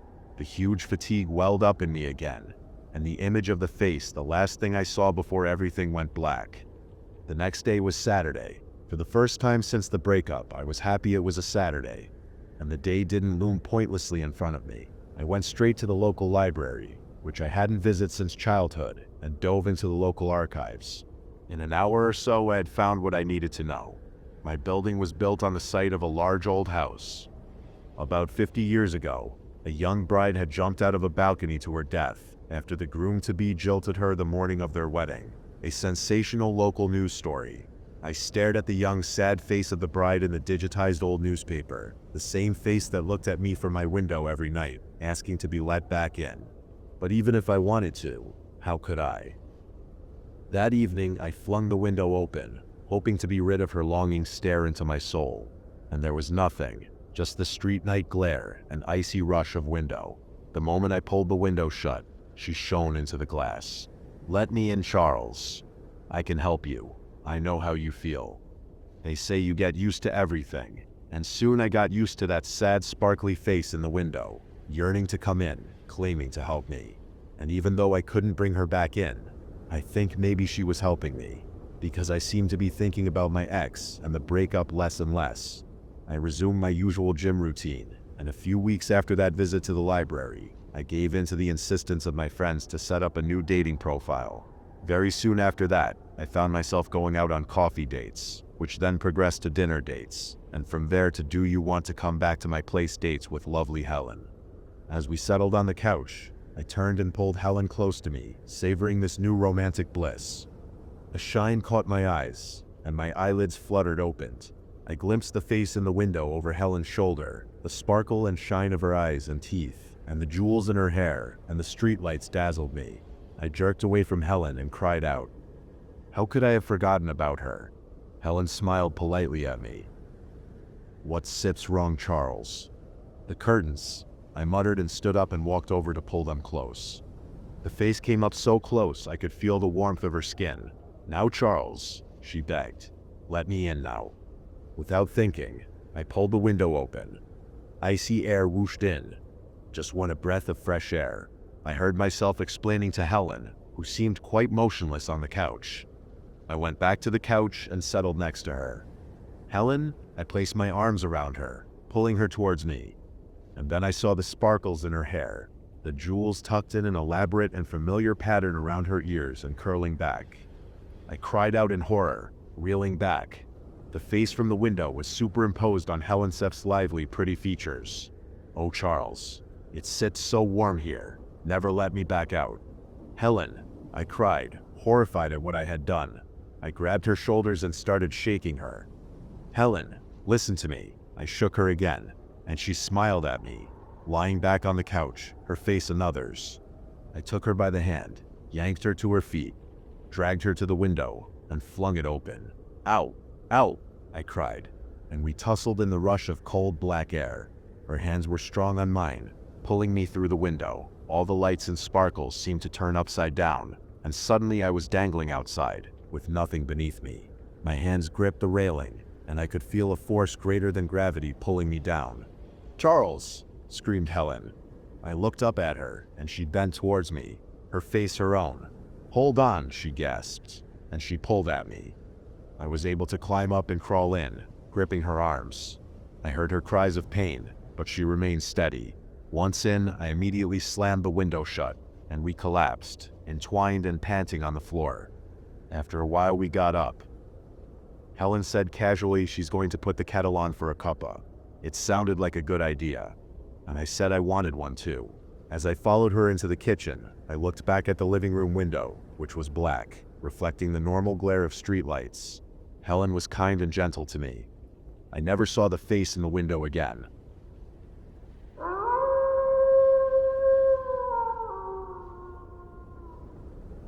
I understand why I'm here, sitting in this room talking to a person who calls himself a medical professional, a person who sits and listens to the many easily answered questions that spew from their mouth, waiting to get their paycheck at the end of the week.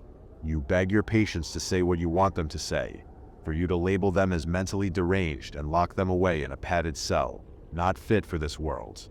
You decide if others have some mental illness and throw away any story they tell as one more reason for them being psychotic.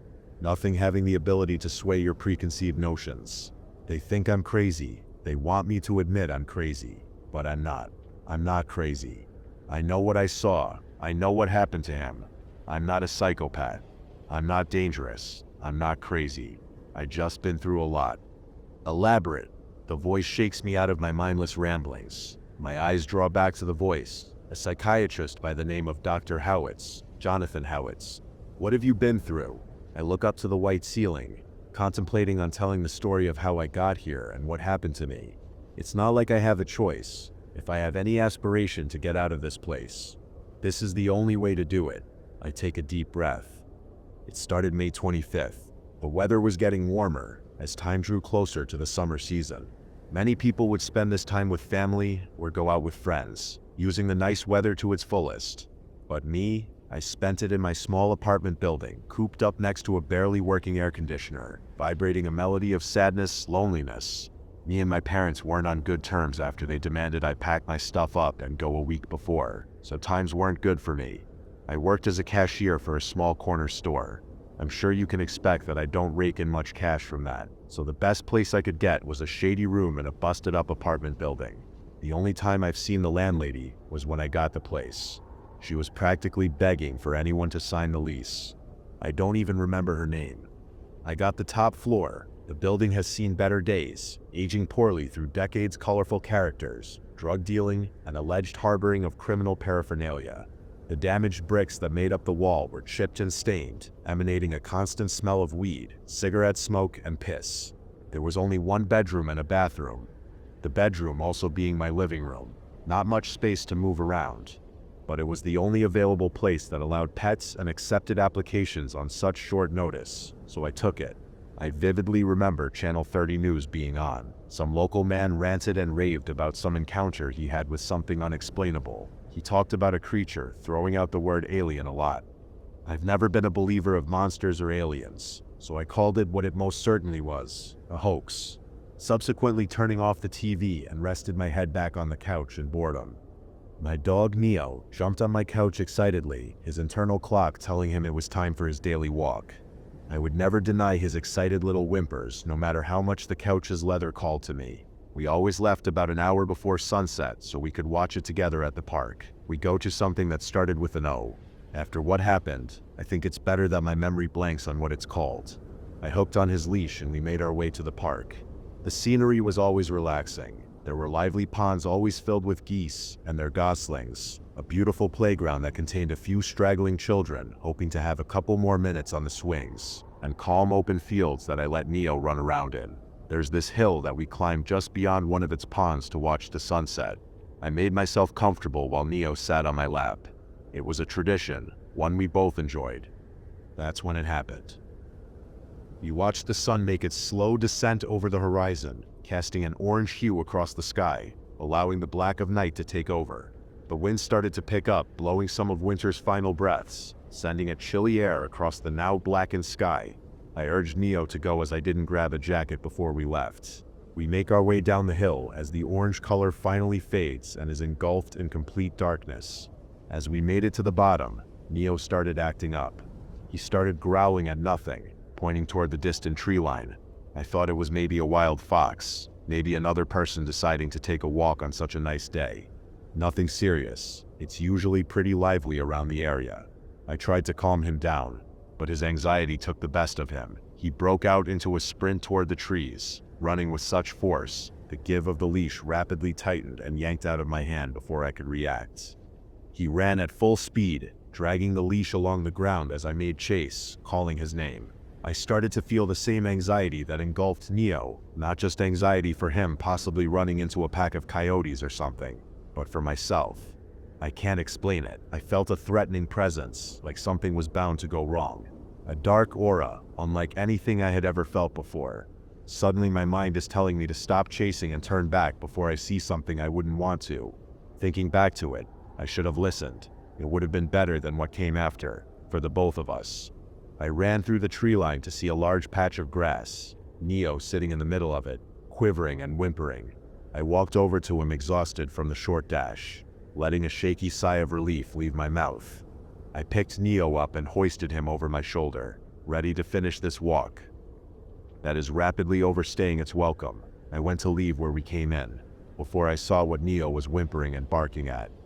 What did you see? The alien. That's all I can think to refer to it as. It allowed itself to be seen by me, sauntering out from the shadows of the surrounding oaks. Its stature and image went far beyond any creature I've ever seen in my lifetime. It had pale, almost human-like, white skin, almost. It towered over me, its bones visible behind its emaciated frame. There was no muscle to be found. At the end of its fingers held razor-sharp claws well past the tips. And worst of all, the thing had no eyes, just a mouth. A mouth with a spine-chilling smile, grinning from non-existent ear to non-existent ear, containing teeth that only looked like canines. It was like a creature from the deep sea, found its way to land. Something that's never seen a touch of sunlight or outdoor elements in its life. What did it do? It just looked at me. I know it sounds crazy because of its lack of eyes, but it was looking at me. A long tongue left its mouth, dripping pure white saliva, contrasting the absolute darkness of the surrounding area. It twisted and curled, maneuvering around before finding my face. I was paralyzed in fear. I couldn't move a muscle. It raised its hand in the air, revealing its claws before I came to my senses, gripped Neo as tight as I could, and ran for my life.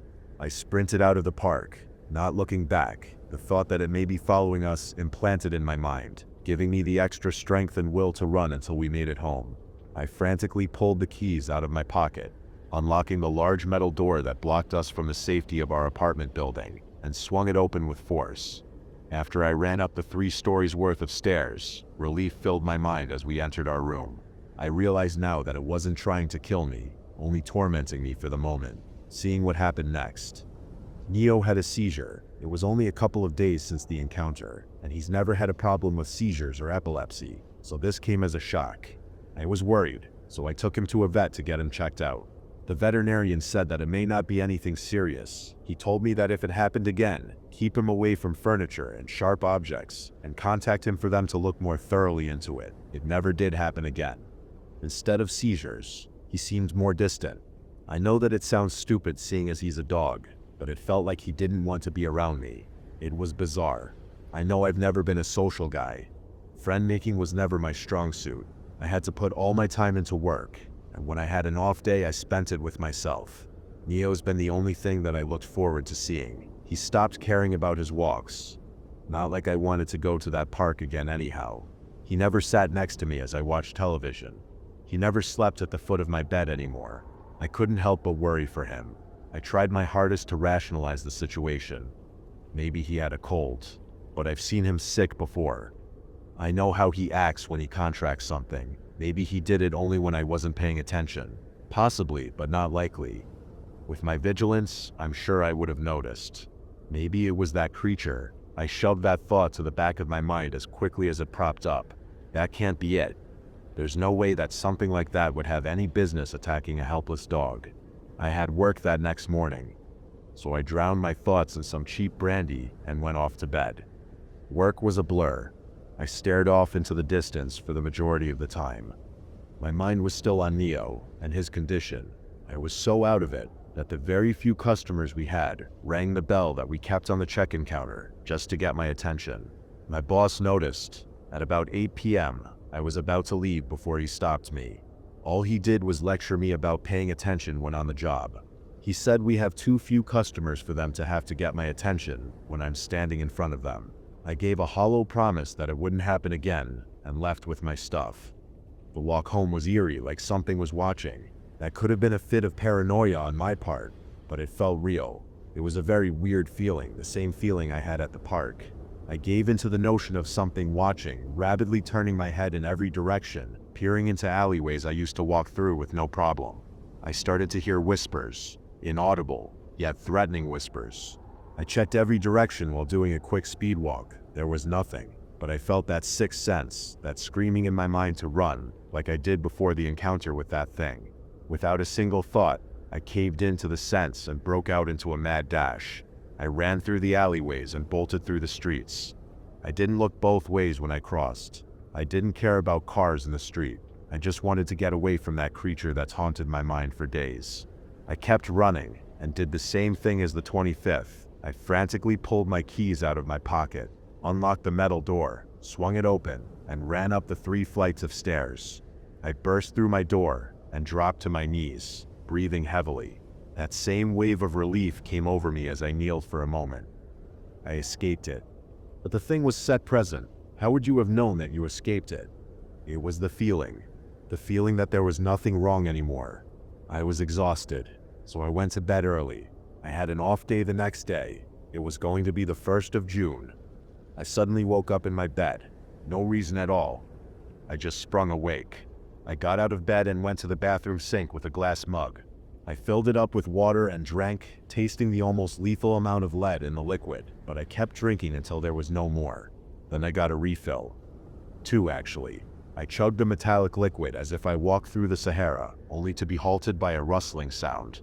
I strained, not only my eyes to try to see in the dark room, but my ears to hear where it was coming from. I dared not to take a breath, holding every part of my body in complete stillness until I could make out what it was. It was nothing like your average sound of ambient movement through the night. It was vigorous, without hesitation. I grabbed the closest weapon, a serrated kitchen knife, and walked out to where the noise was coming from, the other end of my bedroom. I called out Neo's name. No response. I don't know why I expected a response like he could talk. I didn't know what to think. I was working off of pure instinct.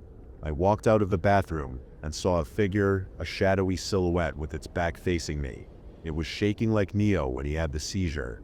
Violent, repetitive, and dangerous. But this thing wasn't Neo. It was a human-like figure. I don't know how a person would have gotten in. No one had a key to the house, except for me. I called his name again. Silence. The figure snapped the upper half of its slender body to face me. A chorus of popping cracks accompanied the sudden movement. I flinched, choking back a screech. It approached, running at me faster than I could have imagined. Definitely, since its lower body never turned to match. I had to act fast, so I closed my eyes and took a jab with my knife. Then I heard a weak whimper. It was Neo, laying there as my eyes adjusted more to the darkness, blood pooling around his quivering body. I stabbed and killed my dog. Dr. Howitz starts to write in his notebook with raised eyebrows. Don't judge me. I didn't know what to do. I was in the heat of the moment, and I killed my dog, my best friend. I grabbed the sleeve of my jacket, gripping the rough cloth as hard as I can. Tears start to roll down my face. I know what I saw. I'm not crazy. He stops writing and nods. Continue. I look down in disbelief, seeing my best friend lying there, now motionless. I looked at my hands. Blood, thick, red. Blood, the blood of my companion. I ran out of my apartment building as fast as I could, leaving the stains on my hands and my face. I ran to the closest payphone. I didn't have a phone of my own. I couldn't afford one, not like I needed it. I picked the phone up from its prongs and started dialing. I stopped at about the 3rd number. Future events hectically played through my mind, causing me to hesitate. What if I get arrested for animal cruelty? The police won't believe me. I can't hide the body, they'll link it to me. I can't do anything. I let out soft sobs, slamming the phone on its holder and dropping to my knees in the booth. After a while, I walked back to my room, over the carcass of my pet, and went to bed. I didn't go back to work. I used the last of my money to pay for low-quality cameras and a mic. I paid for 4. I placed one above the door to the entrance of the building. I placed another between 2 old broken-down soda machines on the 1st floor. I then placed the last 2 on the top corner of the roof, next to the doors to the rooms on the 2nd and 3rd floors. A long cord ran from the entrance to my room, connecting them all to my TV so I can see everything. I might have been breaking a few laws doing this, but it was the least I could do to feel safe. The least I could do to see that thing. I stayed in my room for days, weeks, months. I lost count of the time after a while. My room started to smell. The air conditioner finally broke down completely. I didn't have enough money to fix it. I just sat on my bed, flipping through cameras frequently. No one, nothing, for days, weeks, months. Then my boss came. The first person I saw in such a long time. The only thing that raced through my mind at the time was how he got my address. Then I remembered. He asked one day if we could have a few drinks together, but we never did. I gave him my address instead of a phone number, since I didn't have a phone. He knocked on the metal door, calling my name.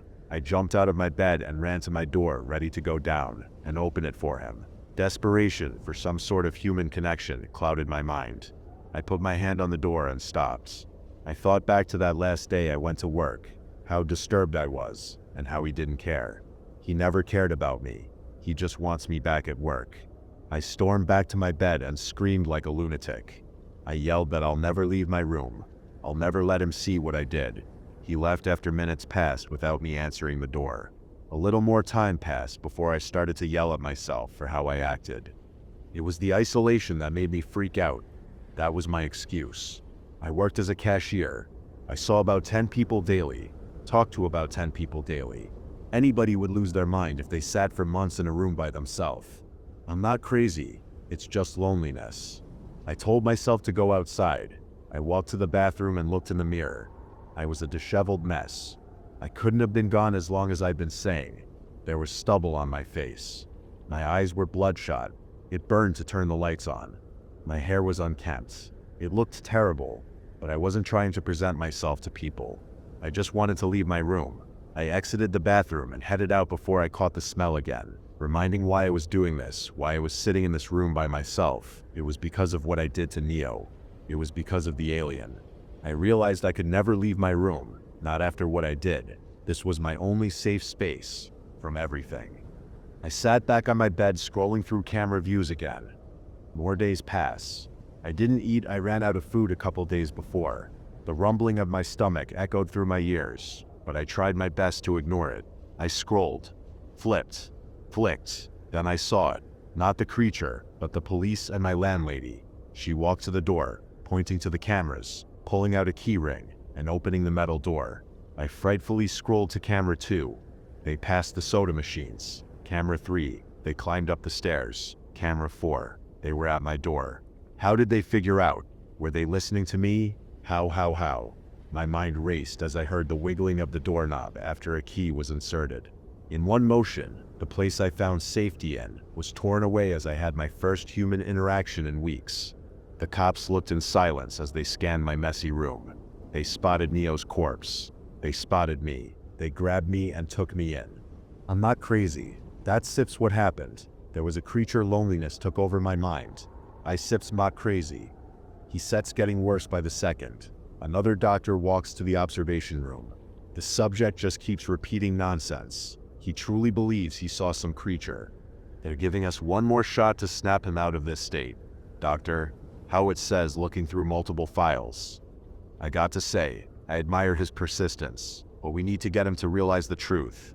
The doctors leave the observation room and make their way to the personal safety room, containing the patient who refuses to accept the truth. They hold back their ever-growing intrigue about the will of a man's mind to change memories to fit an agenda. They yell at him, shouting that what he saw wasn't real. Everything that happened didn't. The death of his dog was on his hands, and only his. The man again pushes those words aside, further feeding into the will of the man's mind.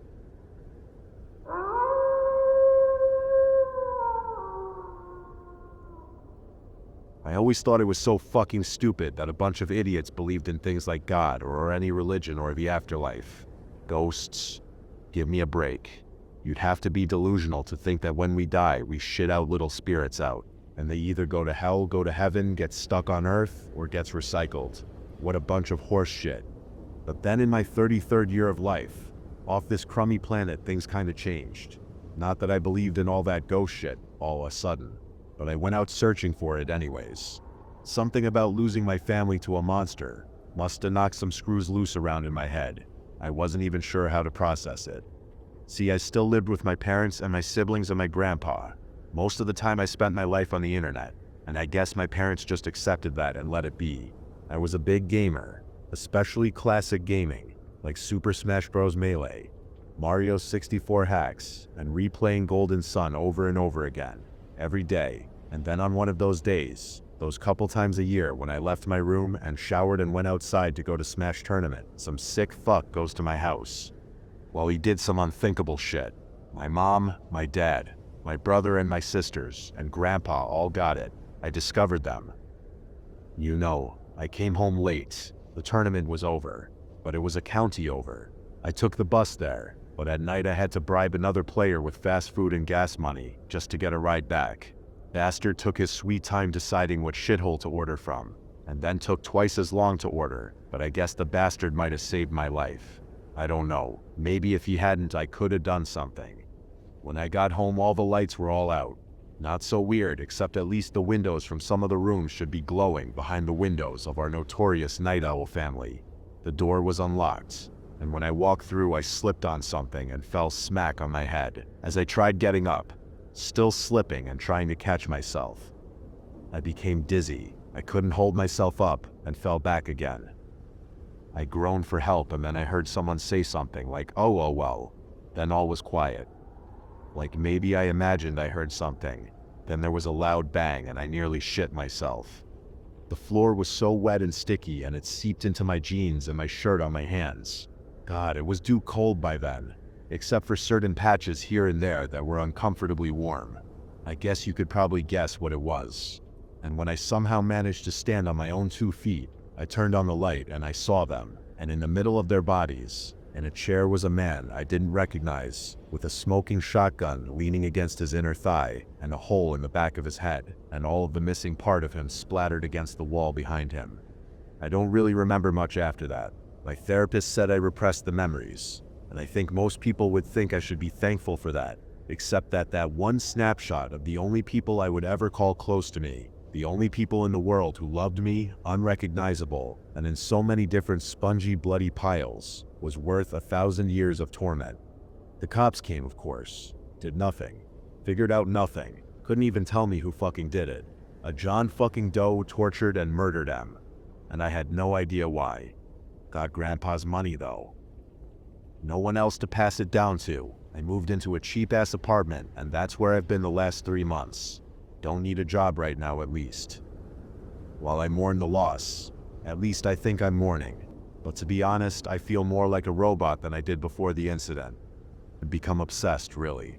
Under other names, I've written posts on true crime blogs, emailed podcasters, and asked the Reddit community questions about the case under different accounts and guises. I started obsessively doing my own research. Crimes around the area, similar crimes around the states, the country, the world. Almost every waking hour that wasn't spent eating or shitting or doing laundry when my own stench became too much for me was spent reading or watching shit about the worst people that ever existed. Was I becoming desensitized or further fucked up in the head? I was miserable, but I couldn't stop. My online friends dropped me one by one. I ignored their every attempt to console me. Most of them didn't even know what had happened to me. To me, it sounds wrong to say it like that, as if I suffered the most. That was probably the worst thing, how they suffered. And those internet friends that did seem to care at first seemed to put some distance between us over time until all contact disappeared. But maybe I got it wrong. Maybe that was my doing too. I'm pretty sure I said some shit to them that you should never say to anyone. I can't remember exactly, but I know the kind of person I am. How often I talk with rage when I'm upset or rattled or feeling defensive. But one friend stayed with me. I guess they're my best friend now by process of elimination, but I was damn surprised when they started messaging me weird advice. There was a lot, but then he mentioned maybe there was a way I could talk to the man with the hole in his head. Make him talk and find out his real name. 3 months ago, I would have bullied the shit out of him for even mentioning this crap. But instead, I messaged back how, and he sent me a link. A set of words, "Hope this helps," highlighted in blue. I clicked on it, not caring if this guy I had never met in person might be trying to take advantage of me, hoping the hours of Counter-Strike had built a bond that wouldn't lead in disaster. The link sent me to a website. The name of it didn't even appear in the address bar. The web page was black and bare, except 2 things. One white bar to type in, and above it in red blocky letters, it asked, "Who would you like to talk to?" This had to be some whacked out AI bullshit, some bot that would write back things that didn't make a lick of sense. What a joke. In that moment I realized how truly alone I really was. I'm not afraid to admit for the first time since it happened that I sobbed and shook in my chair until snot was running down my chin, and my eyes were redder than Satan's balls, and a headache was wailing against the back of my eyes. I must have sat there more than an hour, wiping at my tears until nothing else came out. And then I dry cried for a little bit longer, and then somehow at some point I gained my composure at around 1:22 a.m. I know because I rarely even kept time, but it was the first thing I noticed on my computer screen after my blurry eyes cleared. The website was still up, of course. I didn't exit out, and I put my hand on the mouse, but my hand refused to move again. I felt a sort of effed up clarity. I still felt it. Fuck this site, but now I was going to see what happened when I typed something in. I wanted to see how this thing worked. It was a difficult decision actually, deciding who to type in. I typed in prompts, and then erased them over and over again, cursing at myself for even giving this a chance, but wanting it to be real. Like when you go on dating sites and a hot chick asks you off-site and says you're cute and you should click this link, or do you know about crypto? I wanted so fucking hard to believe. So like an idiot, like I did with those fake girls that matched me, I responded. This was the real one this time. I typed mom. There was no icon like a magnifying glass to click, so I pressed enter. The web page loaded. Now the red blocky letters over the search bar spelled out, which one? We got lots of moms here. I think I knew then that this was abnormally fucked up. Even as a joke. Someone made this to mess with the heads of grieving idiots. Victims, you might call them. Eventually it would ask for payment to talk to the other side. But I continued. My mom. It reloaded. Name and details please, it said. Ann _________.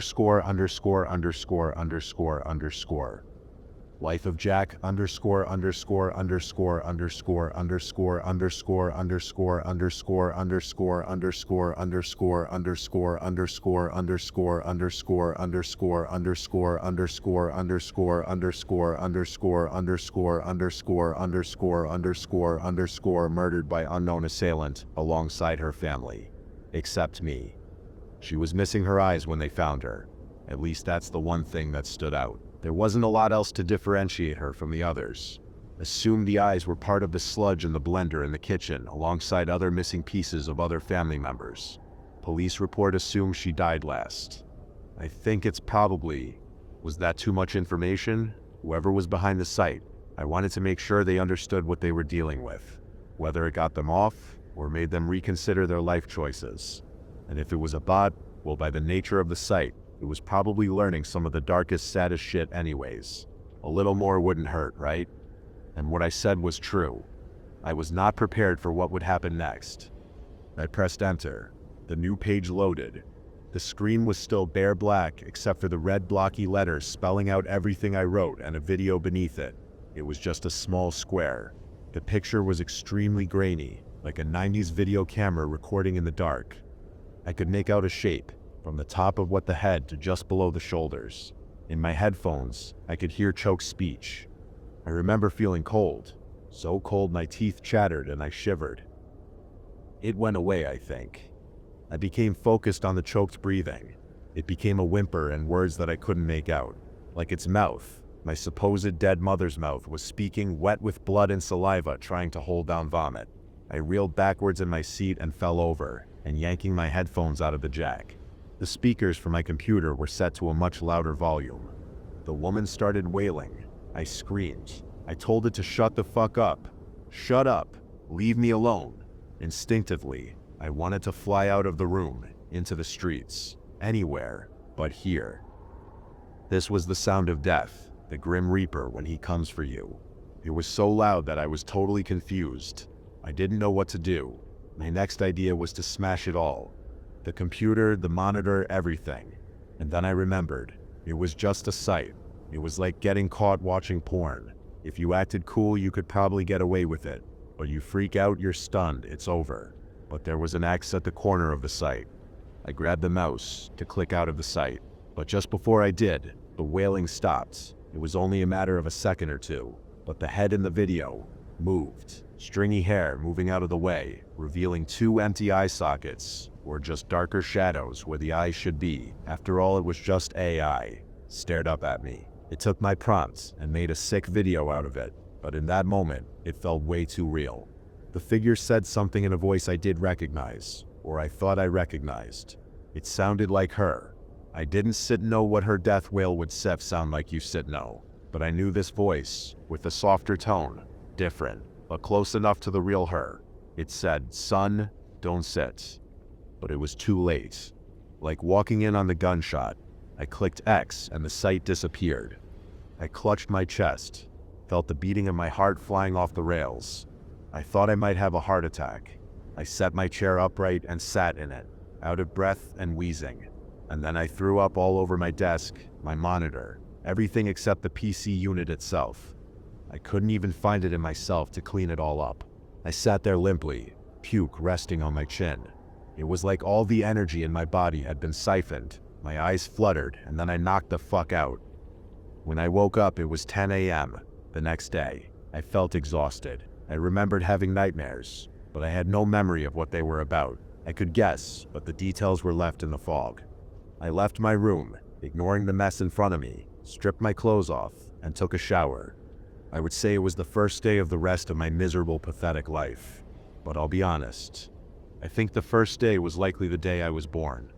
Anyways, kind of a weird place to stop, but that's what happened last night. I don't think I'll ever touch that site again, but I'll let you know what happens between me and my friend. Who knows? Maybe I'll even dox the motherfucker.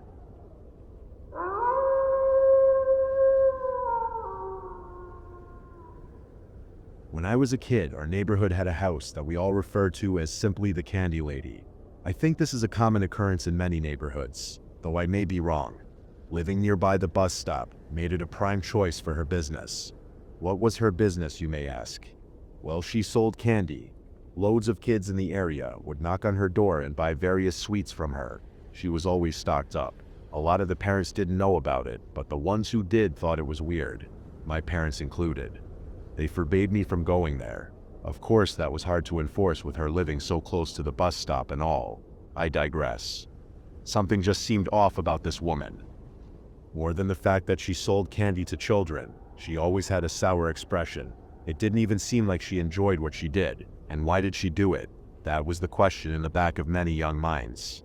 Mostly, we didn't care. I mean, we got candy out of it. But something was off. She did this every day, even selling the candy for a reasonable price, never bending to inflation. But one day something changed. When Tommy went to her door. Tommy was an adventurous kid, never feared anything. He'd speak his mind to anyone who'd listen, no matter if they were a kid or an adult. That's why his reaction that day was so surprising. It was the first time I saw him scared. That day he barely talked. "Hey, what's up, Tommy?" James shouted. Tommy just stared blankly at him. "Yo, T, what's wrong?" "I can't talk about it." "What do you mean?" No response. I began to worry too. "Tommy, you good, man?" He shook his head.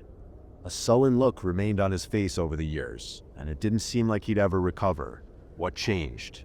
Gone was that outgoing wild kid we all knew, a shell of his former self. Not too long ago, I came across Tommy's Facebook page. I shot him a friend request and DM'd him. "Hey man, I haven't seen you in forever. How you been, bro?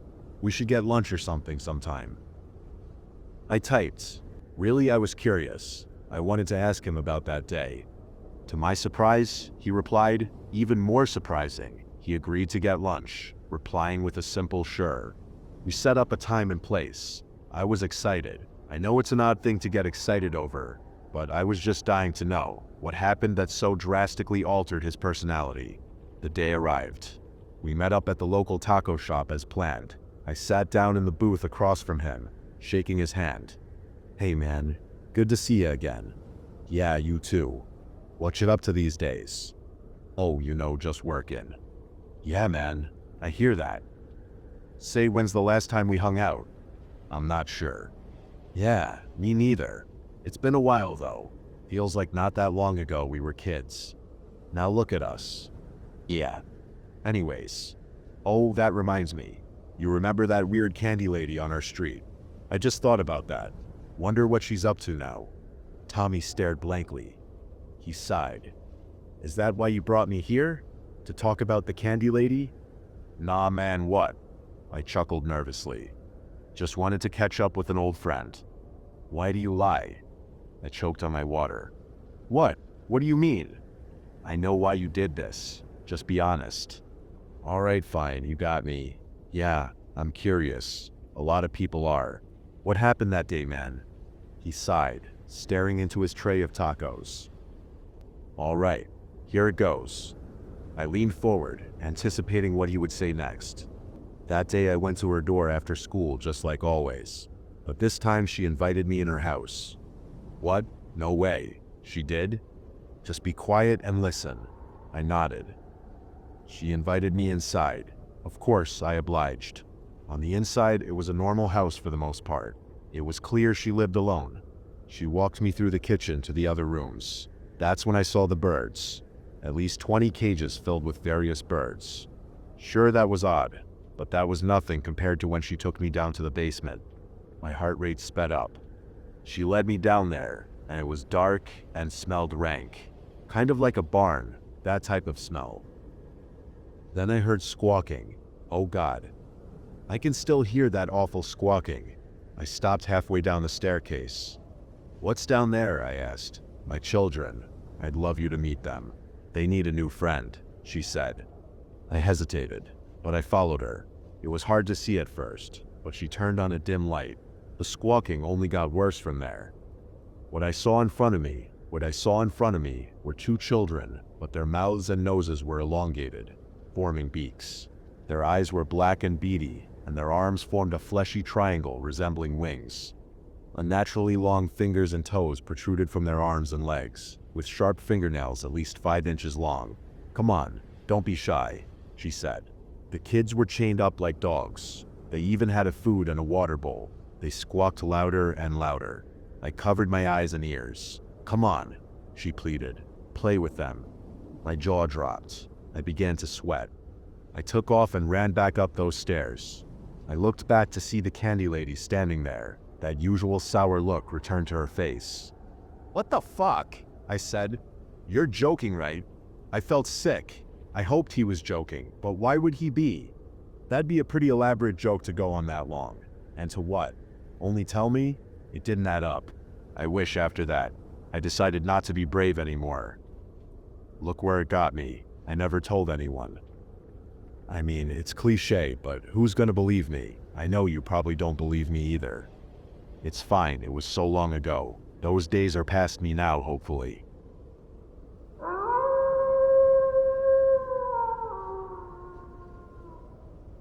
Nationwide mandatory return to office. The email subject line hit me like a punch to the gut. Of course, there was no return involved, for me at least. I'd been hired pre-pandemic to a fully remote position. I recalled the countless hours I'd spent scouring for such a role, and how ecstatic I'd been when I'd been selected for it. The job entailed hard work, but I'd excelled at it, and my husband and I had built our family around the flexibility it offered. Now my employer had the gall to suggest that its rescission of the promise it had made to me would improve productivity, foster increased collaboration, and instill a sense of family amongst our staff. Nope, nope, and yuck, I thought. The email continued by declaring that true success and experience required a regular presence in the office. It all read like our CEO, in typical form, projecting his own uselessness and impotence onto his employees. I sighed. Why couldn't I, or for that matter, anyone else on my team, be dumb, lazy, and short-sighted enough to climb the corporate ladder as high as he had? My husband and I scrambled to make the necessary life changes as my applications to other jobs went nowhere. Realizing we could no longer give our dog the amount of exercise and attention she needed, we rehomed her to live with my mother-in-law. We staggered our work schedules to permit one of us to drop off our twins at daycare and the other to pick them up at the end of the day. My husband, who always fought to maintain a positive attitude, reminded me that we were still living a good life in the grand scheme of things, even if we were set to have less time together as a family. I know, I replied. It's just that we all know that these changes aren't happening for good reasons. We're moving backwards, just because the dipshits who run these companies think they're a lot smarter than they really are. I shrugged, feeling defeated and exasperated. But that's just the way it's always been, and always going to be, isn't it? Tilda. Finding a parking space. Driving was the only option, due to the lack of public transit, proved nightmarish. For over 20 minutes, I meandered through all 9 floors of the garage, searching for an open spot.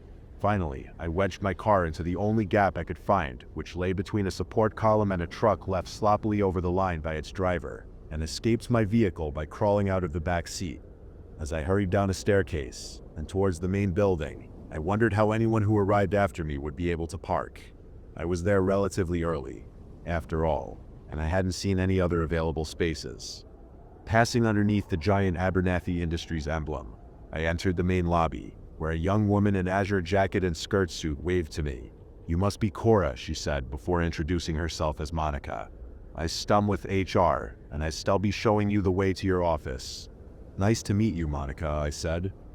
"I believe we talked by email a few times." "Indeed we have." As we shook hands, a bright, beaming smile stretched across her face. "This is such an exciting day for me," she gushed, a tear in her eye. "For all of us, really. You've been a part of this company for years, but now it feels different, like you're finally a part of our family." This took me aback.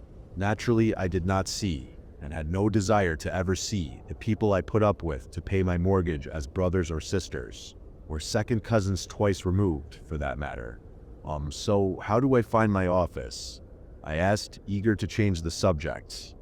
"Oh right," Monica responded, as if snapping out of a trance. "This way."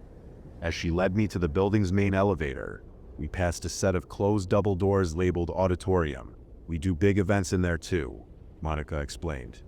"In fact, we'll be doing a welcome celebration for you and all the other former remote workers in there this afternoon. Everyone will be in attendance. We're all so excited for it." Dear God, I thought, reflexively recoiling at the thought of an office social gathering. All I wanted from this company was a fucking paycheck, not a party to honor its latest efforts to torment me. Inside the elevator, Monica pressed the button for 19. This confused me, as my supervisor had emailed me that my team's offices were on the 18th floor. Monica, as if reading my mind, informed me that renovations were occurring in the 18th floor elevator lobby. "So you still have to go to the 19th floor, and then work your way down from there. I still show you." "Oh, okay," I mumbled, annoyed at the extra time it would take to reach my workspace. The doors opened to reveal a gloomy hallway.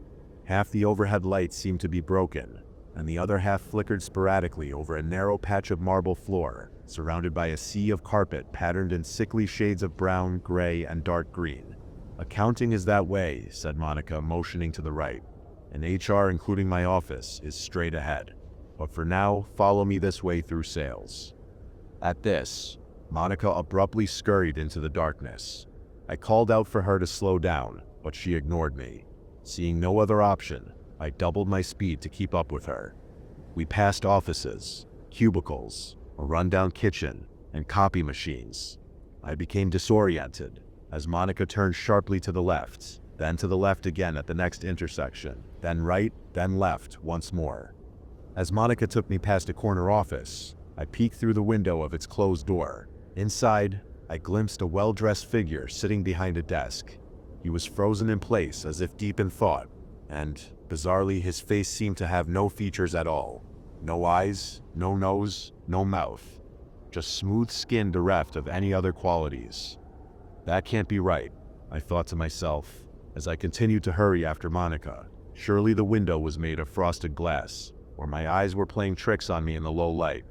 Monica Sepp's voice emerged from the distant shadows. "You still there, Cora?" Yeah. On my way, I panted as I jogged towards her. Monica proceeded to lead me down a staircase. The floor below was just as gloomy as the floor above, and reaching my cubicle required traversing a maze of narrow corridors. "And here it is, your very own workspace," announced Monica as I examined a small area which contained only a dingy chair facing a dusty computer on a plain desk. "If you have any concerns, just let me know. Otherwise, I'll be seeing you at the welcoming party later." "Actually, I do have a few questions," I said as I took a seat, "about the lighting and the route we took to get here, and the lack of space in the parking garage." To my surprise, I looked back to find Monica gone. "Monica," I called. She didn't respond, and when I got up to search for her, she seemed to have vanished. Tilda. My computer slowly came to life, only to promptly turn itself off moments later. I groaned as the process repeated itself several times before the computer finally stayed on long enough for the login screen to appear. I hastily entered my credentials. My computer's hard drive proceeded to heat up and emit a series of discordant noises, as if my mere act of logging into it was causing it to struggle under an intense strain. How was I going to get anything done with all these delays? If I were using my work laptop, which I'd been required to mail back several days ago, I'd have accomplished a considerable amount already. Finally, after several minutes, everything appeared to have loaded.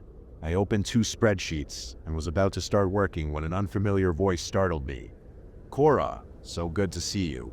I turned to find myself facing a Hispanic woman with long brown hair. Before I could react, she dashed up to me and wrapped her arms around me. "Whoa, whoa, whoa, stop that!" I screamed as I angrily shoved her off me. She backed up, her expression changing to a mixture of puzzlement and concern. "Is something wrong, Cora? Did I surprise you?" "Who are you?" I asked. "What? You know who I am." "Don't be silly." No." She let out an irritated sigh. "Look, Cora, I said not playing whatever game this is. It sips me, Ava, your mentor and partner on countless projects. And you know that from the dozens and dozens of video calls we sips have had together. So why are you pretending not to?" This left me dumbfounded and bewildered.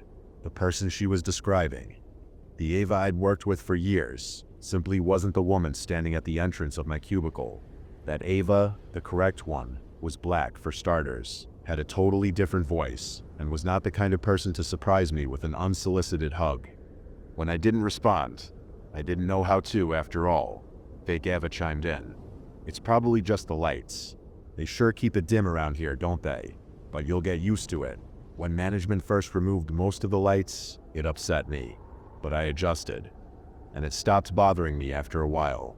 She continued, oblivious to the total disinterest I attempted to project. "Less electricity saves money and supports the bottom line, after all, and that's what matters most. Anyway, did you hear the latest about Michael? His wife discovered the pictures, the ones with that flight attendant I told you about, and she's furious." Michael, meanwhile, keeps... As she spoke, my mind tried to wrap itself around what was happening. Who was this person? And why was she impersonating Ava? And why was everything at the office so goddamn weird? "Anyway," continued Fake Ava, after several minutes of monologuing. "Are you all right, Cora? You look tired." "Yeah, I'm just feeling a little rundown," I answered. Truthfully, James and Ella had woken up twice last night. I'd barely gotten any sleep. "The twins keeping you up again?" she asked. This bothered me. It felt like an invasion of my privacy. How the hell did this lady know about my family situation? I'd vented about family issues to Ava, the real Ava, many times, but this lady had no way of knowing any of that. "Look, why don't we talk later?" I asked, eager to get rid of her. "I need to get back to work." "Sure thing. I'll see you soon. Let's grab lunch sometime soon." At that, Fake Ava finally left me in peace. I turned back to my computer. I thought about typing up a resignation letter and marching right out, assuming I could even find the building exit at this point. Everything that had happened thus far today left me deeply uncomfortable. I didn't want to work here anymore. Consequences be damned. I opened a blank Word document and began drafting an email to my supervisor, explaining all the reasons why I was providing my 2 weeks' notice. The thoughts I laid out were unfiltered and littered with pejoratives directed at company leadership. I knew I would water it down and clean it up prior to sending it, but for now it felt good to write how I honestly felt. Before long, the words before me blurred together as the combination of minimal lighting and barely 2 hours of sleep sent me into a daze. "I'll close my eyes just for a second," I told myself as I leaned back and retreated into memories of happier times. Tilda. I awoke to the sound of a high-pitched whine. At first, I assumed it to be the nighttime cry of James or Ella, signifying the need for a diaper change or feeding. But as I regained my senses, I realized that I was still at work, and that I'd somehow managed to fall into a deep sleep in my cubicle's second-rate chair. Frantically, I checked my phone. It was 3:01 p.m. I'd slept nearly all day. I chided myself for letting this happen. I'd never slept at work before, much less for so long, though in fairness to me, nearly all the lights were out. and the room was almost pitch black. Whatever, I thought. I'd made up my mind to quit this job anyway. Perhaps it was something of a conciliation prize that I'd managed to fall into the deepest nap since I gave birth to the twins, on the same day I would provide my 2 weeks' notice. But why was it so damn dark? And what was the distant sound which continued to wail through my work area that had woken me? I discerned something strange about my computer too. When I placed my hands on the keyboard, the buttons felt different than usual. They didn't press down or react at all to my touch. When I shined my only source of light, my cell phone's flashlight function, on my computer, I saw that my computer had been replaced by a paper replica of itself, the kind of thing you'd, if you're old enough, see in a display at an office supply store. What the fuck? I thought. The weirdness of it alone bothered me plenty, but even worse was the implication that someone had switched out my functioning computer while I dozed right in front of it. That's it. I'm getting out of here. The first thing I noticed as I entered the surrounding labyrinth of offices and cubicles is that they all appeared to be unoccupied. My flashlight revealed a few signs of life: a stray pen, a coffee mug, or a half-finished snack, but no people. Picture frames stood on some desks and hung on some walls, but they displayed only blank voids rather than images of smiling families. I tried to retrace the route Monica had taken me on, but quickly found myself at a dead end. "Hello?" I hollered. "I'm a bit lost. Can anybody help me?" There was no response. As I wandered further, turning in different directions as I went, it dawned on me that I'd yet to see a single window to the outside world. Even as my surroundings seemed to stretch on unbelievably far, the lack of any glimpse of the sun or sky made me feel claustrophobic. I encountered 2 staircase doors, but in what I assumed to be a serious fire hazard, each was locked. The handle to one of them, marked emergency exit, was even encumbered by layers of heavy metal chains. The sound that woke me reverberated again. I was close to it, and I could now sense that it possessed a hollow, machine-like timbre. Lacking any better ideas, I headed down towards it. The carpeted floor before me was damp. Some kind of puddle had formed on it, and while I couldn't get a good look at it, the wet substance on it did not appear to be water.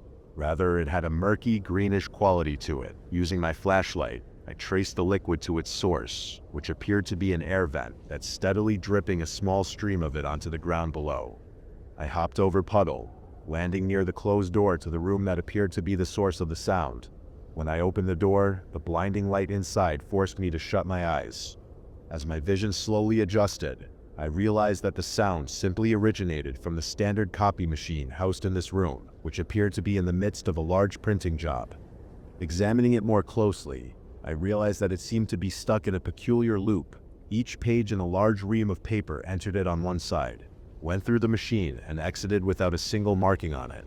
Once the output tray reached a particular height, the sheets would slide down a ramp into the input tray, repeating the loud and pointless cycle. I placed a finger on the power button and held it there until the machine turned off. An eerie silence followed, broken only by the soft pats of my feet against the carpet as I re-entered the hallway. I walked, trying every door as I did so. Most were locked. Some led to vacant offices. Others led to empty closets, or break rooms with crumbs and pots half filled with the remnants of last week's coffee. As time passed, the darkness around me, still punctured only by my phone light, seemed to grow more opaque, more encompassing. Occasionally, I'd see what looked to be the same supply cabinet filled with purple highlighters, or the same translucent puddle of gunk, or the same cubicle with a running fan and a chair plopped on its side. Hints that I was somehow traveling in a circle, but I took no discernible turns, and the order in which I came upon each landmark was inconsistent. How do I get out of here? I realized I was becoming thirsty, and I knew my phone battery wouldn't last forever. When I tried calling my husband, to be followed, if he didn't answer, by a call to the front desk, and then 911 if necessary, the call failed, despite my phone displaying that it had service.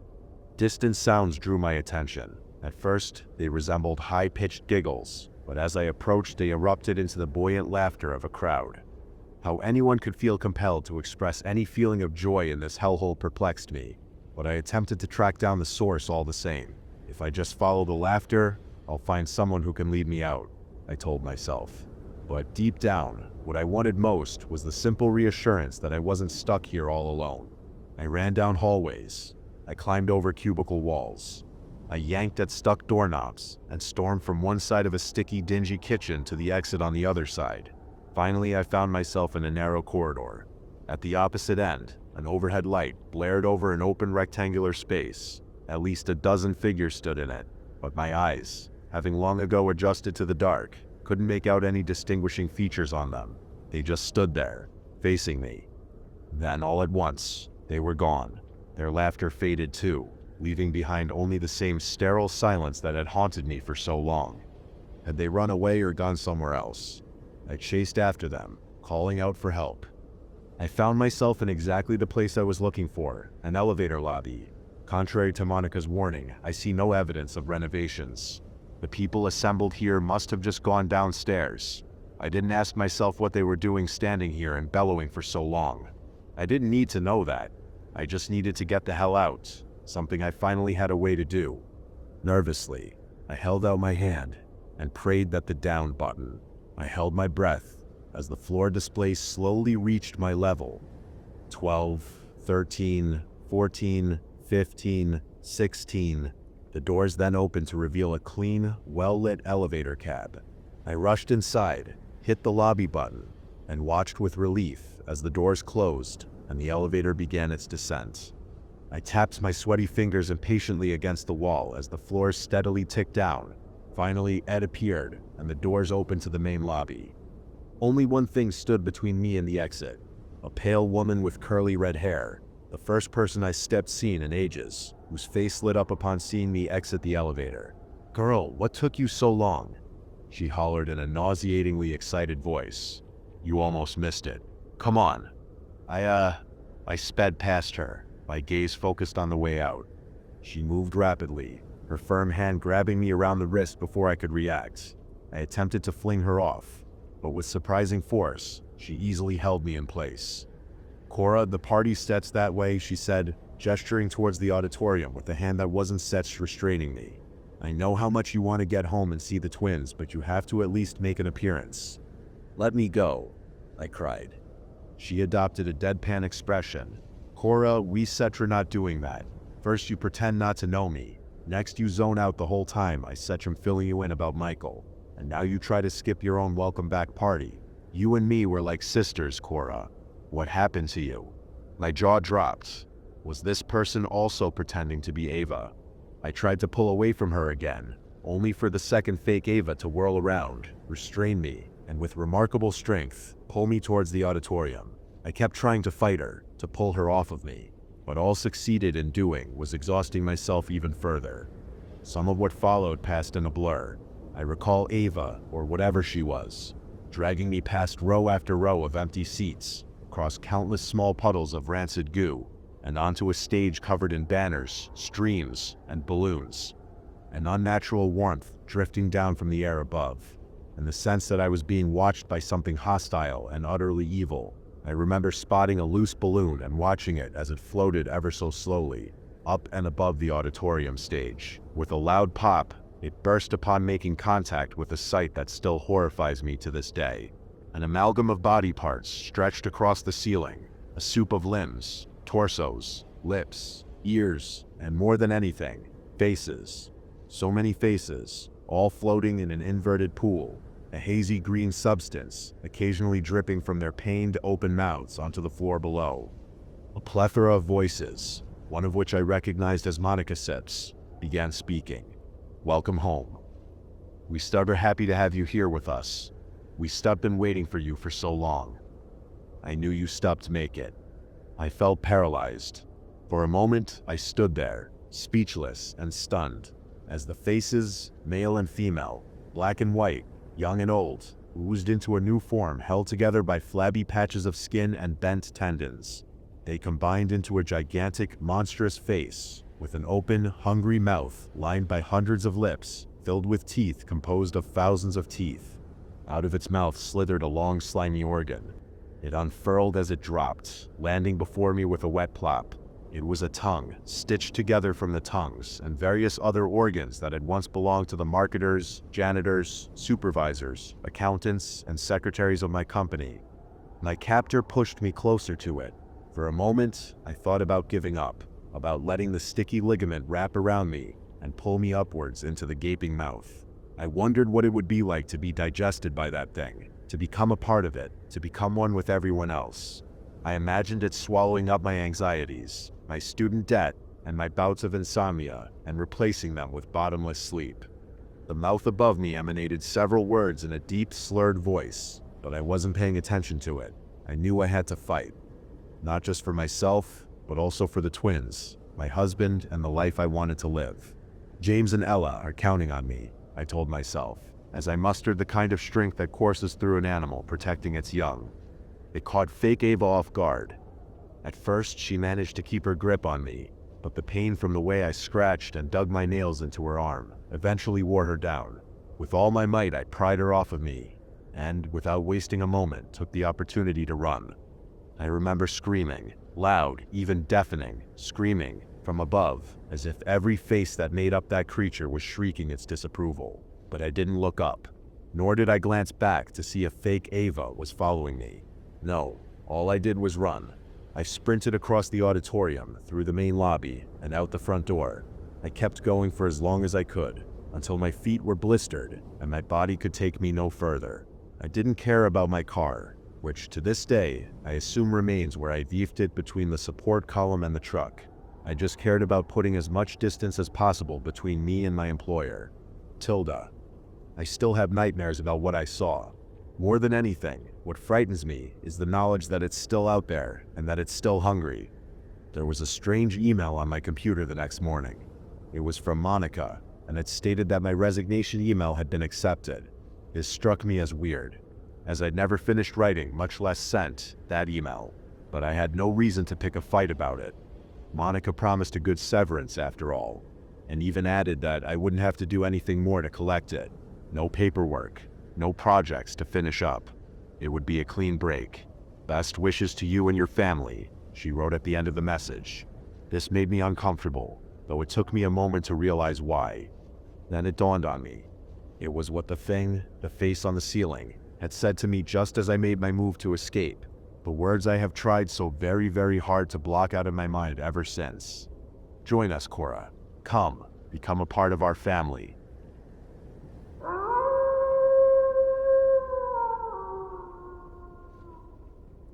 I'm a big game hunter for the government. Here's what my agency doesn't want you to know. Part 2, The Jersey Devil. Hey there, I wanted to give you all an update on the skunk ape situation that occurred after my first hunt. Skunk ape sightings in the area that I thought I killed the damn ape increased, and my agency sent out a whole team as people started to go missing in that same area. He told me later on that they got him, which relieved me. Anyways, while I'm writing, I feel as though I should tell you about one of my more famous hunts, the one for the Jersey Devil. For those that don't know the story of the Jersey Devil, it goes like this. Mother Leeds, upon learning that she was having her 13th child, proclaimed, "Let this one be the devil." And so it was. When she gave birth to the child, it took the appearance of a horse-headed, bat-winged, bird-footed, hooved abomination. Upon emerging from Mother Leeds, the thing took up the chimney and flew into the distance. Some say it still feasts on livestock to this day. There are legends of its ability to breathe fire and poison. There goes the story anyway. I'm with a team this time, which made the briefing a little more interesting. We got code names. I was Sir Red. I was paired with Sir Pink, Madam Orange, Sir Purple, and Mr. White. These briefings should be held around a campfire. Mr. White, our group's leader, joked. Yeah, Orange replied, laughing. This feels just like being out in the woods. Maybe Mr. E will pop out dressed like the Jersey Devil. You'd like that, wouldn't you? Said Hash 2. We all somehow had the same names for these two, down to which one was which. Weird, I know, but we all thought it was funny. All right, team. Just remember, stay in the walkie-talkies, and if you hear that screech, run the other way. Mr. White said, an air of finality to his statement. We set a rendezvous point to head out for early the next morning. We all met up except for Sir Pink, but we all figured he contacted either Mr. E or Hash 2 about not being able to show. We were right outside of the forest we were to be hunting in, so we all headed in. As we got deeper into the forest, we smelled what seemed like burnt air. I don't know how to describe it. But something was off. We decided to split up. We had all survived an encounter with one cryptid or another, so worrying about each other's safety was almost laughable. I decided that I would head for one of the lakes that was said to be poisoned by the devil. As I made my way, I heard various clicking and clacking sounds around me, but dismissed it as woodland animals. This hunt was supposed to be a shorter one, so the thought of setting up a fort before sunset left my mind pretty quickly. The walkie-talkie cracked to life, pulling me out of my thought-driven stupor. Hey, any word from Pink? Maybe he just showed up late? Orange inquired. Nah, no word from Pink. I'm still guessing that he told E or #2 about being absent today, White replied, purred over. Hey Red, made your way to the lake yet? White asked. I reported that I had, and bent down to take a sample to test for poison. The test came back positive. Yep, we've got the right area for him. The water's bad, I affirmed. That test came back quick, huh? Government tech, I guess. I said, I've never seen tests like these before. 2001 baby, the year of our Lord. Orange joked. Hey guys, Purple spoke up, sounding afraid. Yeah, what is it, Purple? Yeah, so I got a blood trail over here. Where are you? White asked, now alert. Over by where we met up. I forgot part of my kit and had to go back. Good, I'll meet you. You want us to keep going? Orange inquired. Yes, keep on the walkies and stay vigilant. You two are all you're going to have for a while. Heard, we both confirmed, confident in our abilities. From there was a lot of radio silence. The sounds of clicking were back. Great. I was back in my own zone. I had already been on 2 of my own hunts before this, and at the time, I considered myself a professional in the field of monster hunting. How wrong I was. I was walking around the lake when I heard a shrill screech, one that reached deep into the depths of my soul, rattled me to my core. I will never forget that sound, almost as if the depths of hell was personified into one horrible creature that couldn't contain all the horrors of hell was coming to take out the 7 deadly sins on me. I was horrified. Without thinking, I turned tail and ran. Ran as hard as I could. Ran so hard my feet felt like they were about to explode, and my shins like they were about to pop off. It was right behind me. I heard the flapping wings, the heavy panting of its hoarse nostrils and mouth, and I ran. Out of nowhere, I felt the air heat up, and a blast of fire popped to my left, grazing my side, roasting part of the body armor, setting it on fire. I had to discard it before I got seriously hurt. Speaking of seriously hurt, as soon as I launched the vest behind me, a sizzling sound could be heard for a split second. They hadn't told us it could spit acid. The vest caught most of it, though some spattered on the surrounding trees. Coincidentally, I ran into Orange, who had just made her way to the other lake. She was in the middle of testing it when she saw me running. Without question, she also turned and ran. Found it? She ventured. Yup. Without warning, she turned around, cocked her shotgun, and fired one into the beast's ugly face. It screamed that terrible scream and retaliated with a blast of acid, which melted her gun and part of her left hand off. She screamed in pain and dropped her gun. Pushing through the pain, she turned around again and barreled forward. Her larger frame didn't allow for her to gain much ground, and as a result, the devil caught up to her and began tearing her apart, feasting on her flesh, melting her down and roasting her up. As bad as it made me feel, I was a little glad that it gave me a chance for a clear shot. I took my rifle and shit at the head, hitting my mark dead center. Got him. I announced over the radio. Yeah? White asked, voice shaky. I found Pink. Is he... I heard a sound of horror over the radio before it went dead. I was guessing that I was by myself. Using the GPS that was installed on each of our radios, I found where White discovered Mr. Pink. It was a grisly sight. Pink's body hung from the trees, some parts over here, others over there, but his head was on a sharpened branch, mouth hanging wide open, a stick visible through his ajar, maw, gore, and viscera leaking out of the stump that was his neck. The smell in the air was the same burnt air smell that I sensed when we arrived. I then saw Mr. White's body, and the devil still eating it. The original had reproduced. Damn it all. His throat pushed a twisted, strained breathing sound out of his mouth. his bent arms twitching in what could only be the worst form of pain. The devil's child melted down his flesh to shove it down its rotten throat. As I was about to kill the thing, I had an idea. Luckily, it hadn't spotted me, so I made my way towards its right side and grabbed it by the neck. As it let out its signature scream, with a mix of panic, I heard the beating of wings and looked in the sky past the dead trees and saw the source in the moonlight. Dozens of little devils, all staring at me intensely. I could tell they wanted me to free their evil compatriot. As a sign, I raised my revolver to its head with my free hand and fired. The others in the sky screeched in anger and made their way towards me. Luckily, anger clouded their mind, and I was able to empty my revolver into 5 of them, hitting them somewhere on their body. I bashed the one I was holding into the one closest to me, and took hold of my AR and fired into the woods, hitting at least one of them. They were very quiet all of a sudden. I stomped out the ones on the ground when I heard a growling from behind me. I turned around to see what I guessed was the original 13th child of Mother Leeds, the first Jersey Devil itself. It towered over me, and around 8 feet tall, its head double the size of an actual horse's head, the wings that of a dragon, legs the size of tree trunks, and what could no longer be called hooves connected to the legs. The old terror stood before me, its eyes windows not to its soul, but windows to hell. This thing started at me, in a way that made me want to die, if only to escape its gaze. The stories did this monster a good service. Nothing I had heard could prepare me for this. I realized that I only had seconds to react. I raised my gun while jumping back and fired. Luckily, my silver bullets pierced through its skin. I had learned on my first hunt that silver is key to kill cryptids. This was also true for demons and angels. I don't know why. The demon shrieked, retreating back into the shadows, but only briefly. It started back at me, but I fired at it again. Finding ourselves in a stalemate, we stared at each other. Then, out of nowhere, a whole new team of agents surrounded the Jersey Devil, pointing guns full of silver ammo inside. Mr. E-2 and Purple showed up, glancing into the monster's eyes, and they shuddered. "Hey there, Red. How's the team?"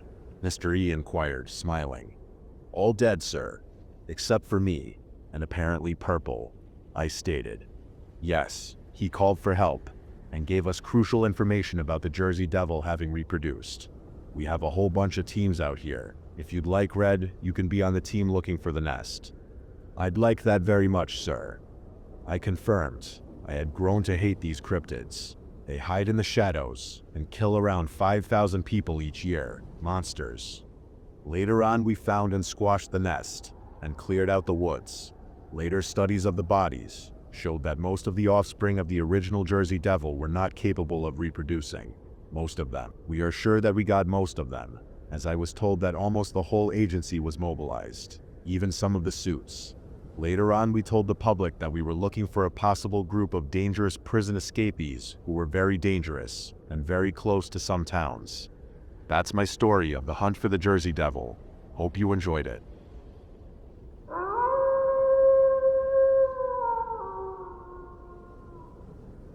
"So how's the family?" Frank asked as he tore into his sirloin steak. "They start doing well. I just taught the youngest how to ride her bike, and as you know, we got another on the way." Isaac grinned, disappearing into his thoughts, reminiscing. "Everything's amazing, man. My life is amazing. I can't complain about a thing." He placed a large piece of meat into his mouth. "Man, that sip's amazing. Wish I had something like that. Still looking for sit the one sips myself." Frank Sepp's tone carried a hint of envy. "Maybe you shouldn't have slept around so much in college and tried to find the one like I did, man," Isaac said, losing a few syllables as he chewed. "Yeah, whatever, man. Don't sit you worry. I still find the one. I think your expectations are a bit high, man. You still never find the one Seps if you start not being realistic." Yeah, I know. It's Sips just hard to settle for less when I sit to miss." Frank stopped mid-sentence, his diner burger inches from his mouth. His eyes shot to the right. Dude, look over there." Isaac exhaled, annoyed. "What, man, I'm eating?" He went to take another bite. "Dude, look at that guy over there." "Which guy?" "That one." Frank pointed toward the bar area. A man in biker wear sat with his back turned to them. Around him, 10 empty bar glasses formed a small fortress. That guy's insane. Look at how many drinks he's downed. It has to be at least 10 by now, Frank whispered loudly. Dude, shut up. He'll hear us, Isaac whispered back. I bet he has a secret. I bet there sips a tube up his shirt that funnels all the alcohol. Of course not, Isaac scoffed. We can see him drinking from here, and the bartender's stiff staring right at him. They both looked. The old bartender was indeed staring, wide-eyed, forehead wrinkled in horror. He must be worried he'll drink the bar dry, Frank shrieked. I think he has a skin suit, and we're getting punked right now, Isaac said confidently. $20 on it then. You steer on, Frank smirked. Across the bar, the biker slammed a glass down. Another, his voice slurred shaky. Another. They stared as he downed more and more. By the 15th, he unbuckled his belts, releasing the kraken of all stomachs. By the 20th, his shirt rode up, revealing his ribs. By the 30th, his crack demanded attention like a billboard advertisement. The fortress of glasses grew with each drink. Bro, it's like he's got an infinite beer belly, Frank gasped. Isaac shook his head, then that word again. Another. 10 minutes passed. 30 drinks, then 40, then 45, finally 50. The biker rose. A thunderous noise echoed as his feet hit the floor, shaking the room. He turned, stomach already facing them from the back. Step by step, he rotated around an unseen axis. Ooh, we get to see his big secret, Frank whispered excitedly. Isaac leaned in. I know I'm right, and you're wrong. Frank grinned. Uh-huh. Yeah, right. You should Steph just pulled out your wallet already. I can smell the camera crew. The biker turned, slowly revealing his belly. They leaned in their seats, eyes wide, like children. Then he stopped. Silence. Even the bartender, who had already witnessed it, remained in shock. The air thickened with something neither could name. They gazed at what was both known and unknown. He was a bunch of children in a skin suit, or just very fat, or a zombie, alcohol sliding off his exposed ribcage, or a giant. His front was the concept of an idea, the blueprint of thought. No experience had prepared them for this. Seconds passed, or centuries. Yet no matter how long they stared, they could not describe what they saw, for this was beyond the bounds of mortal comprehension. No human idea could have birthed what stood before them. In what may have been their last or first moments of existence, they let out a cry. Help us, please.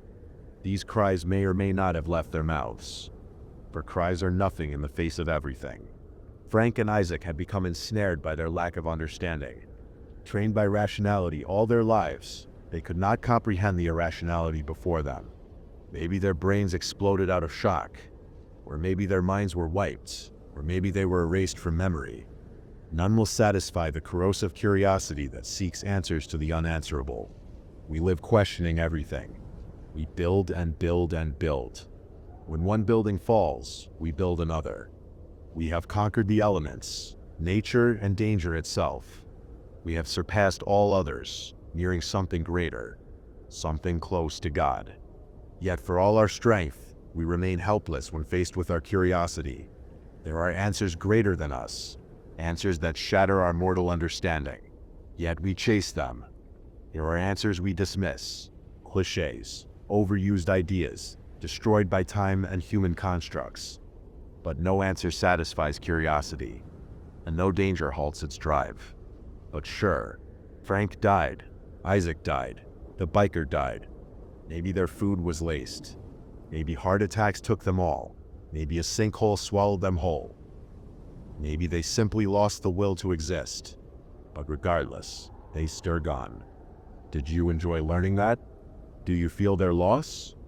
Or were you so engrossed in the mystery that you were bored by their deaths? How about Isaac's children? They will grow up without a father. What if they too died of heart attacks? Would you even feel remorse? You don't even know their names, yet you may feel worse for them. And Frank, no family, no one to love him. Did he even cross your mind? What if you never knew their names? What if I switched them up, changed their personalities, their stories, their causes of death? Would you still want to know how they died? Of course you would, because you don't care about any of that. You're only here to satisfy your curiosity.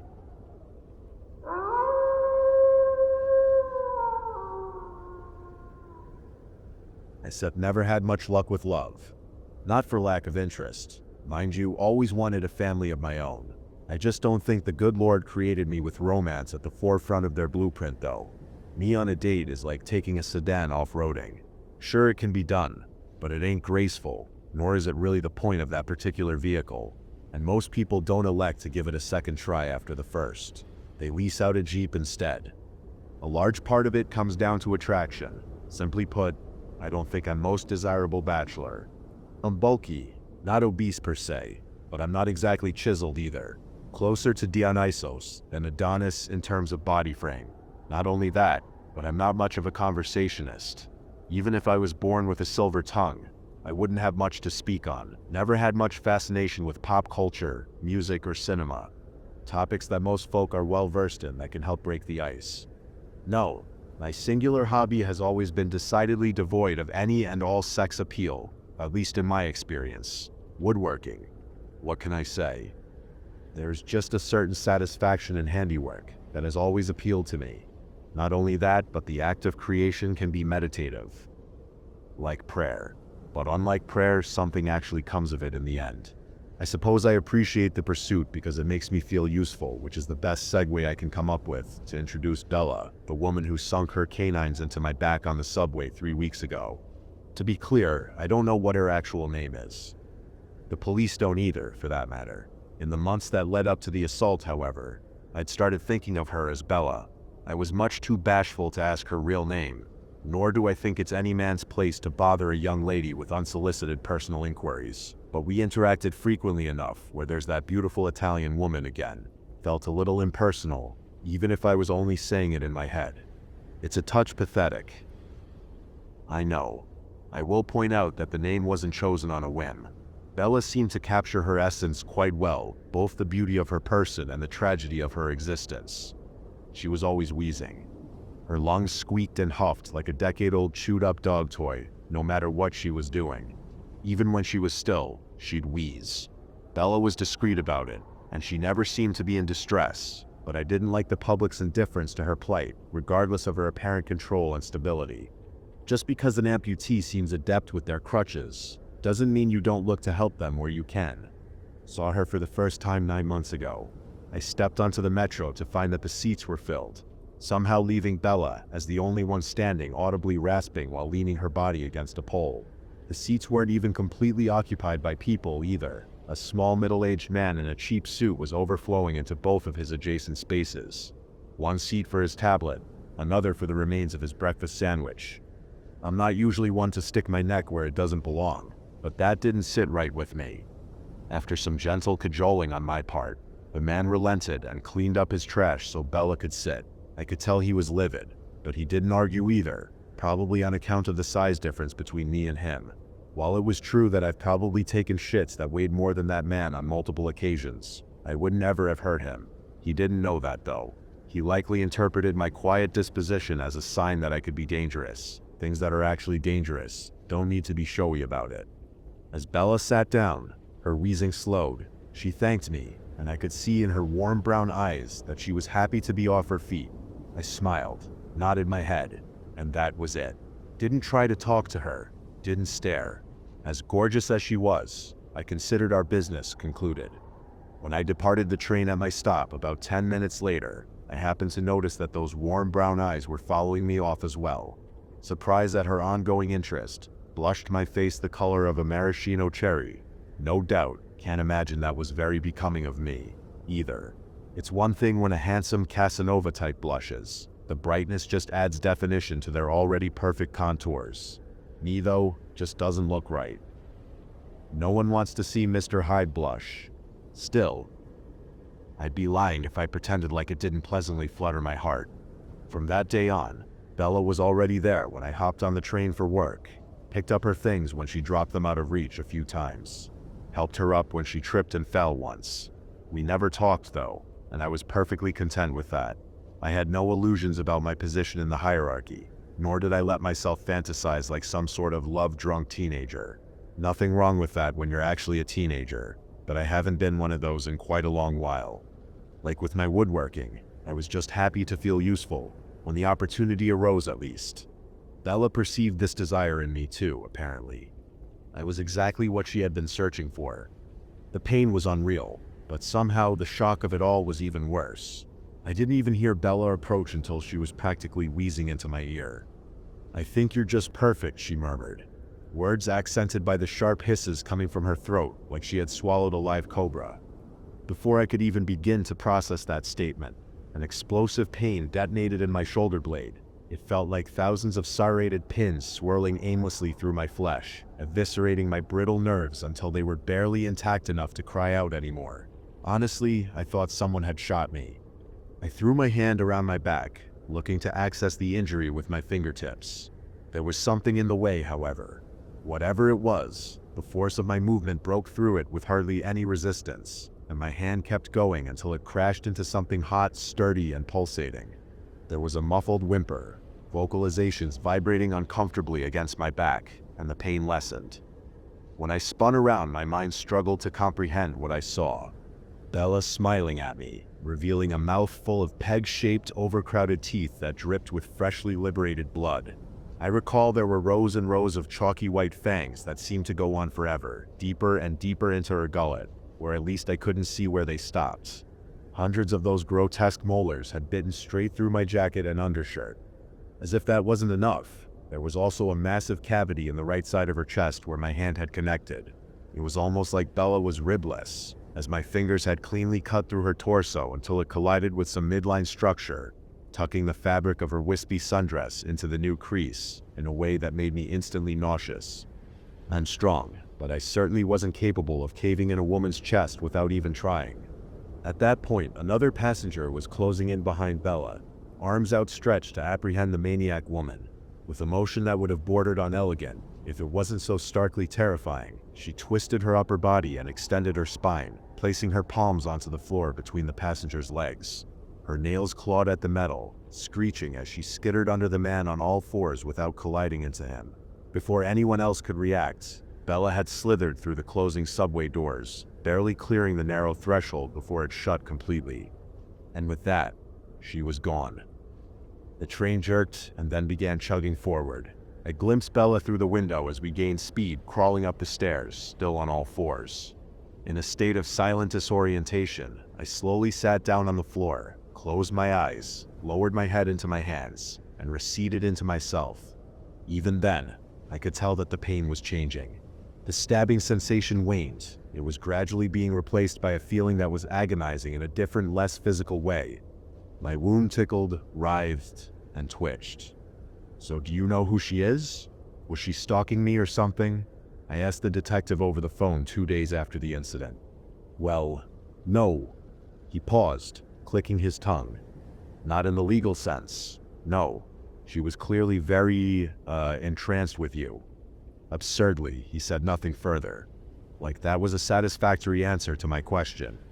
"I apologize, sir, but could you kindly elaborate on what that means?" Another few clicks of his tongue, a handful of false starts with us that trailed off to nowhere, and then a minute later, he finally expanded on the notion of Bella being entranced with me. While I waited for the man to conjure some sort of explanation, I sifted through the day's mail. Right before he started speaking, my eyes landed on a weathered envelope at the bottom of the pile. No return address, no stamp. Did instead even have my name on it, in raggedy childlike handwriting. It simply read, "For the nice man on the train. The woman who bit you sat on the subway for about 18 hours every day, without fail. Didn't eat, didn't drink. For the last 90 days, she did, at least. The Transportation Authority doesn't hold CCTV footage for longer than 3 months," he said. My heart thundered wildly against my sternum as I pulled the crumpled message out of its envelope. She didn't step move much, would just kind of gaze out the window most of the day. But whenever you were on the train, she watched you like a hawk. I hung up, couldn't hear anymore. It was too much all at one time. My eyes scanned the note. 20 letters. 5 words. Didn't make a lick of sense. Wants mother, come find me. A week off of work helped at first, kept my mind occupied with household chores.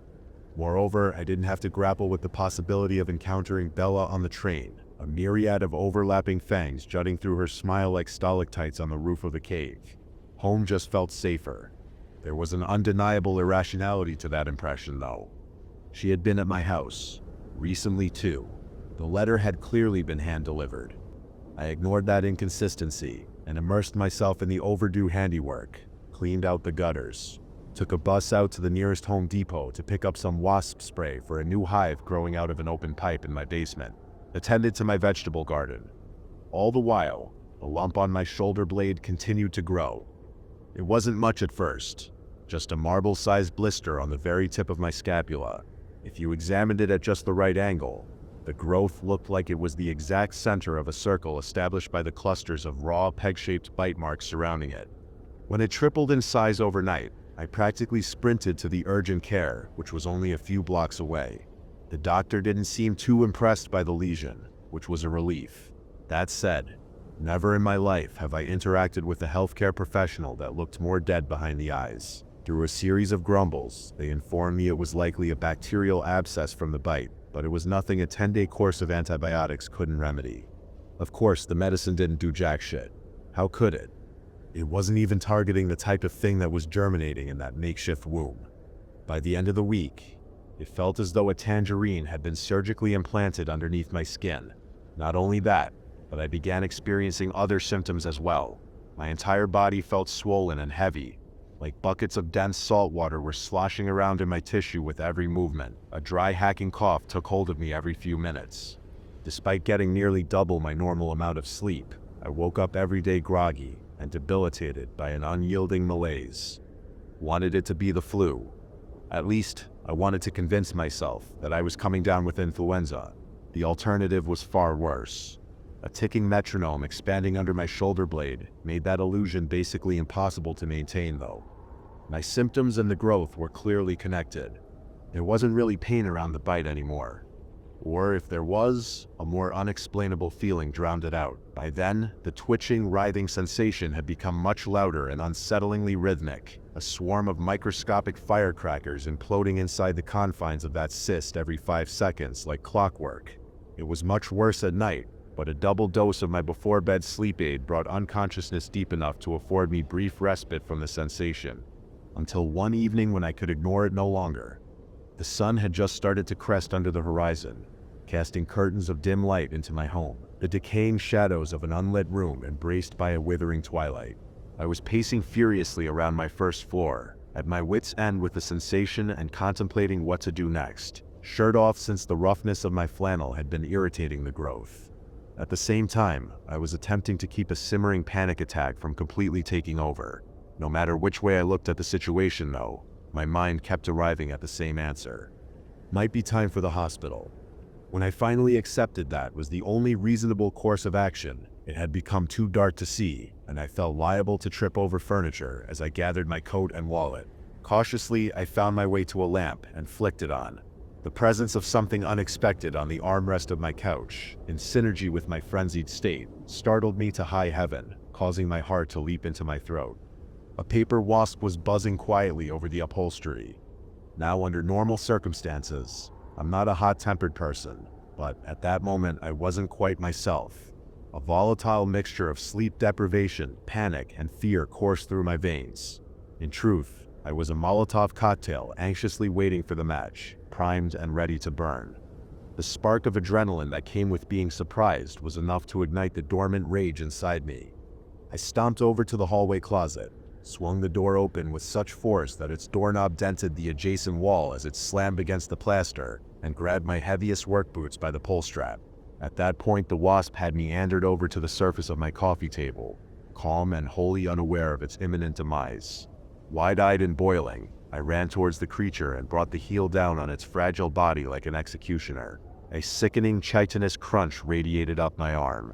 As it did, my rage seemingly vanished, dissipated instantly like the details of a dream quickly drifting away after waking. In the absence of anger, I felt a terrible, heart-wrenching regret, a profound sadness that I had absolutely no explanation for. When my eye glimpsed movement on my back in a nearby mirror, though, I began to understand, a gradual, tortuous realization that defied explanation. In stunned horror, I watched a pair of tiny wriggling thorns sprout from the flesh of my growth, twitching, writhing. After extending about a half-inch above the surface, they ripped my skin open, creating a hole just large enough to reveal the insect they were attached to. It struggled to emerge. The natural tension of my epidermis valiantly fought back against its birth. Eventually, though, it all came through. Head, thorax, wings, abdomen, stinger.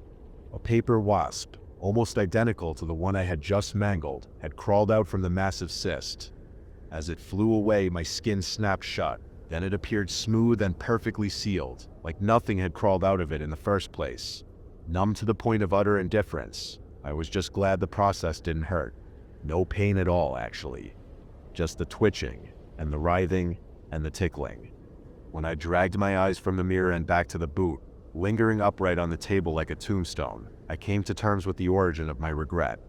In a sense, I had crushed my child. If you can believe it, the following few days were even more taxing on my body. It started with an all-too-familiar noise spilling from lips. The sound reminded me of her, and for whatever reason, the thought of her didn't inspire as much terror in my stomach as it had in the days that lead up to that moment. Like Bella, I was wheezing. As I ran my fingertips down the side of my chest, the reason became clear. A few centimeters below my nipple, the skin, muscle, and bone were incrementally caving in on both the left and right side of torso. It took about 24 hours for the process to be completed, but once the tissue had collapsed down to the edges of my spine, I imagined a generous portion of my lungs were being compressed in turn. A byproduct of my devolution. And although I comprehended what was causing me to wheeze, I didn't understand why it was happening. But as I surveyed the paper-like nests that were rapidly springing up in every corner of my home, their inhabitants revealed the answer. I was changing to look like my progeny, and reciprocally, my progeny were starting to look a little like me.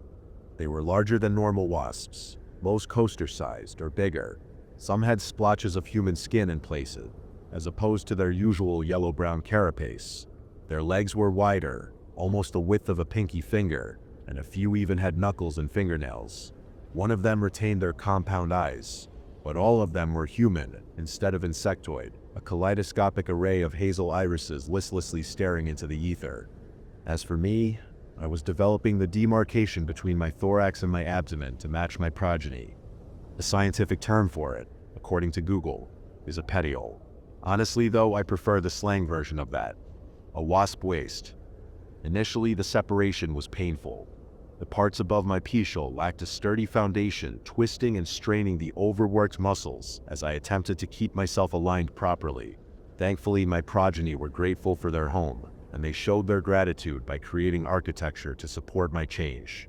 Without instruction, they flew into those gaps and erected beams made of chewed wood fiber, filling in the empty space between my new upper and lower body.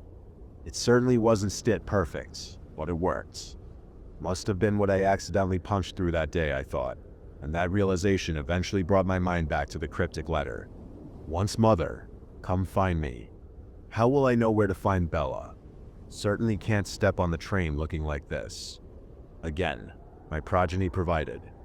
Like a watermark on a photograph, or the barcode on a bag of chips, each and every hive was built to have faint text imprinted on the outside of it.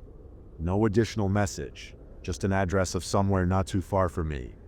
Right now I'm waiting for night to fall. Under the cover of darkness, I plan on traveling to that address to meet Bella. I expect it will be a one-way trip though, so I've spent the day typing this up. Consider this post my last will and testament, which in the end boils down to a singular request. Do not disturb my home. I'm leaving it to my progeny. The sun has set completely. Truthfully, I'm petrified, and I wish things were different. Cameron, if you're reading this, I'm sorry I didn't call you. Tell Mom I'm sorry as well. Know that, although I'm resigned to this fate, there is a glimmer of beauty in it for me. I'd be with Bella, and I think I still be useful too.